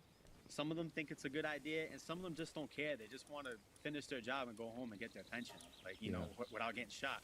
So it's not a monolith. I want, if there's one thing I can add to this that's useful other than trying to warn people as best I can, is not people to be too angry with their local police officers. Like, they're getting bombarded with things all the time. Some of them are in union fights right now where some of their health insurances are being threatened. So I don't think it's crazy. I don't think every police officer who feels the way I feel should be as idealistic as me. Maybe they should. I don't know. I mean, if people want to be courageous, they, instead of expecting it from others, they should just do it themselves. Yeah, well, but it's only a small percentage of people are willing to do that, I've noticed, like a tiny percentage. So did it make Pawtucket as safe as Little Compton, for example? Oh, you've been a Little Compton. You've been around, Tucker, huh? Oh, yeah. Well, I mean, I know Rhode Island very well. But no, what I'm saying is Pawtucket, as you just said, is like kind of famous, is a nice town, but there's some definitely very rough parts of it. Yeah. Are they now totally safe with these cameras? Oh, no, nothing changed. Nothing changed. Really? Yeah, because the thing is too, it's like you and Ben were talking about. If you treat people like prisoners, they act like that. Right. If people, is like you said, a prisoner should be ideally safer because of all the surveillance, but it's not. It's the most dangerous place in the world. Yes. So, and criminals too. Criminals, no matter what you do, no matter what you input, they're gonna break the law. You know, they're gonna try to find a way around it. Like things like this, they only hurt the law-abiding citizen. You know, criminals will find out a way to try to get around it. You know, instead of driving one car through all these cameras, you know, maybe we're gonna do stop points and switch cars. Like halfway sophisticated criminals are gonna figure out a way to try to get around this. You know, but the dumb criminal and the law-abiding citizens are not. They're going to be tracked everywhere that they go. And this is what it is. It's kind of a geofence for vehicles. It tracks vehicles everywhere that they go. And I've heard some really juvenile arguments where they say, well, we're not tracking people, we're just tracking cars. And I'm trying to figure out how that's any different. Sounds the same to me, especially in a place like, Rhode Island or Minnesota, wherever, everywhere except New York, every state doesn't really have a proper subway system. So if you need to get around in every state in America, you need a motor vehicle, you need a car in order to get around. Yes. So if you're tracking people's cars, you're tracking people. So that's a really stupid argument that was trying to be argued at. And like I said, I don't know how that's any better. We're not tracking people, we're tracking cars. Like, okay. Well, especially if they haven't done anything wrong. So it's sweeping up everybody into this dragnet. It seems like by definition unconstitutional. I mean, I'm not alleging any specific crime because I have no knowledge of a specific crime, but given everything you've said, is it possible that members of the city council or law enforcement officials are making money on this? Yeah, I don't know. I mean, the reaction to me made me very suspicious of what, because it was very suspicious because I was the only officer in my state and at the country at the time that was publicly giving my objections. So the smart thing to Meet the new chicken flatbreads at Smoothie King with 15 grams of protein and 270 calories or less. Hey, did you know you might get a big cash payout if you were in a car accident up to 1 year ago, even if you weren't driving? Just click the link around this video to see how much you can get. Just answer 5 simple questions. To do would just be ignore me and say, he's just some crazy guy in the wilderness eating locusts and honey or something. Exactly. Yeah, but they beheaded John the Baptist. Didn't work for him. Yeah, so I thought, because, the chief, she's pretty smart. I thought what she was going to do was to ignore me. Yes. I thought that's what she was going to do. I thought she was going to punish me once, suspend me once, and I take that hint, I just move on with my life. I tried, but when I was getting, it was in a 2-year period I was getting suspended, and within 2 years. It was in the 2-year periods I was dealing with all that. So I did get suspicious of what's happening behind the scenes that I may or may not know, or why they're trying so hard to get rid of me. I just thought maybe it was just a tribal impulse that was kicking in, but now that Ben is sharing is the first time I'm hearing it, that there are some backdoor deals that look like that happened. Maybe, I don't know. I mean, it is Rhode Island, so who knows. What was the reaction from your wife and your family, people your neighbors? Were they on your side? So my wife was on my side. Good. My wife was on my side. She supported me from the beginning. She was worried. I mean, this was a sad thing. Everyone, when I was telling my family and all my friends and my coworkers who really care about me, and I still care about them very much, they all told me, they all read the same script. They pulled me aside and they said, well, if you go this route and you talk about this, they're gonna make sure that you lose your job, and they're probably gonna make sure that you don't work again. They all told me this. My family told me this. My coworkers told me this. They all said the same script. So it's really sad that as Americans we've accepted this idea that if you speak up, you're just gonna get hammered. Exactly. Like that was really sad that everyone just accepted that. But so no one really spoke against what I was doing. Their argument was, what you're doing is noble, but leave that for some other idiot to do. You have 2 kids, you have a wife, you have bills to pay. Let somebody else put their neck on the line. Like that was the advice that everyone was trying to give me, and I thought about it. And like I said, I after a couple months, I had trouble sleeping. My first son was born right before I spoke up. And then when you become a father, I'm sure you understand this, Tucker, like you're like, oh man, like I'm responsible for who this person becomes. That's right. So, one day I'm gonna have to have a conversation with my sons about integrity. And when I have that conversation with them, I want to be able to look them in the eye when I have that conversation. So I knew if I ignored this problem and I pretended that it didn't exist, I wouldn't be able to do that. So I thought it was worth the risk. I paid the price for it, but I'm doing all right. So. Oh, you made me emotional saying that. Well, for whatever it's worth, nothing really, but I just want to say it. I hope you are richly rewarded for your courage and decency. I think you did that for everybody in this country, and I'm really grateful you did it. And last thing, you were very articulate, so that was not your problem. It was not. You know what it is? It's my Rhode Island accent. It's disgusting. So if anybody who's never been to Rhode Island, don't worry. We don't all talk like this. Just blue collar Latinos, black guys, and Italians. We don't want to talk like this. It's the best. I miss it. Noel, thank you for taking the time. It's great to talk to you. Appreciate it. Thank you, Tucker. Thank you. And thank you for watching tonight. We'll see you next Wednesday.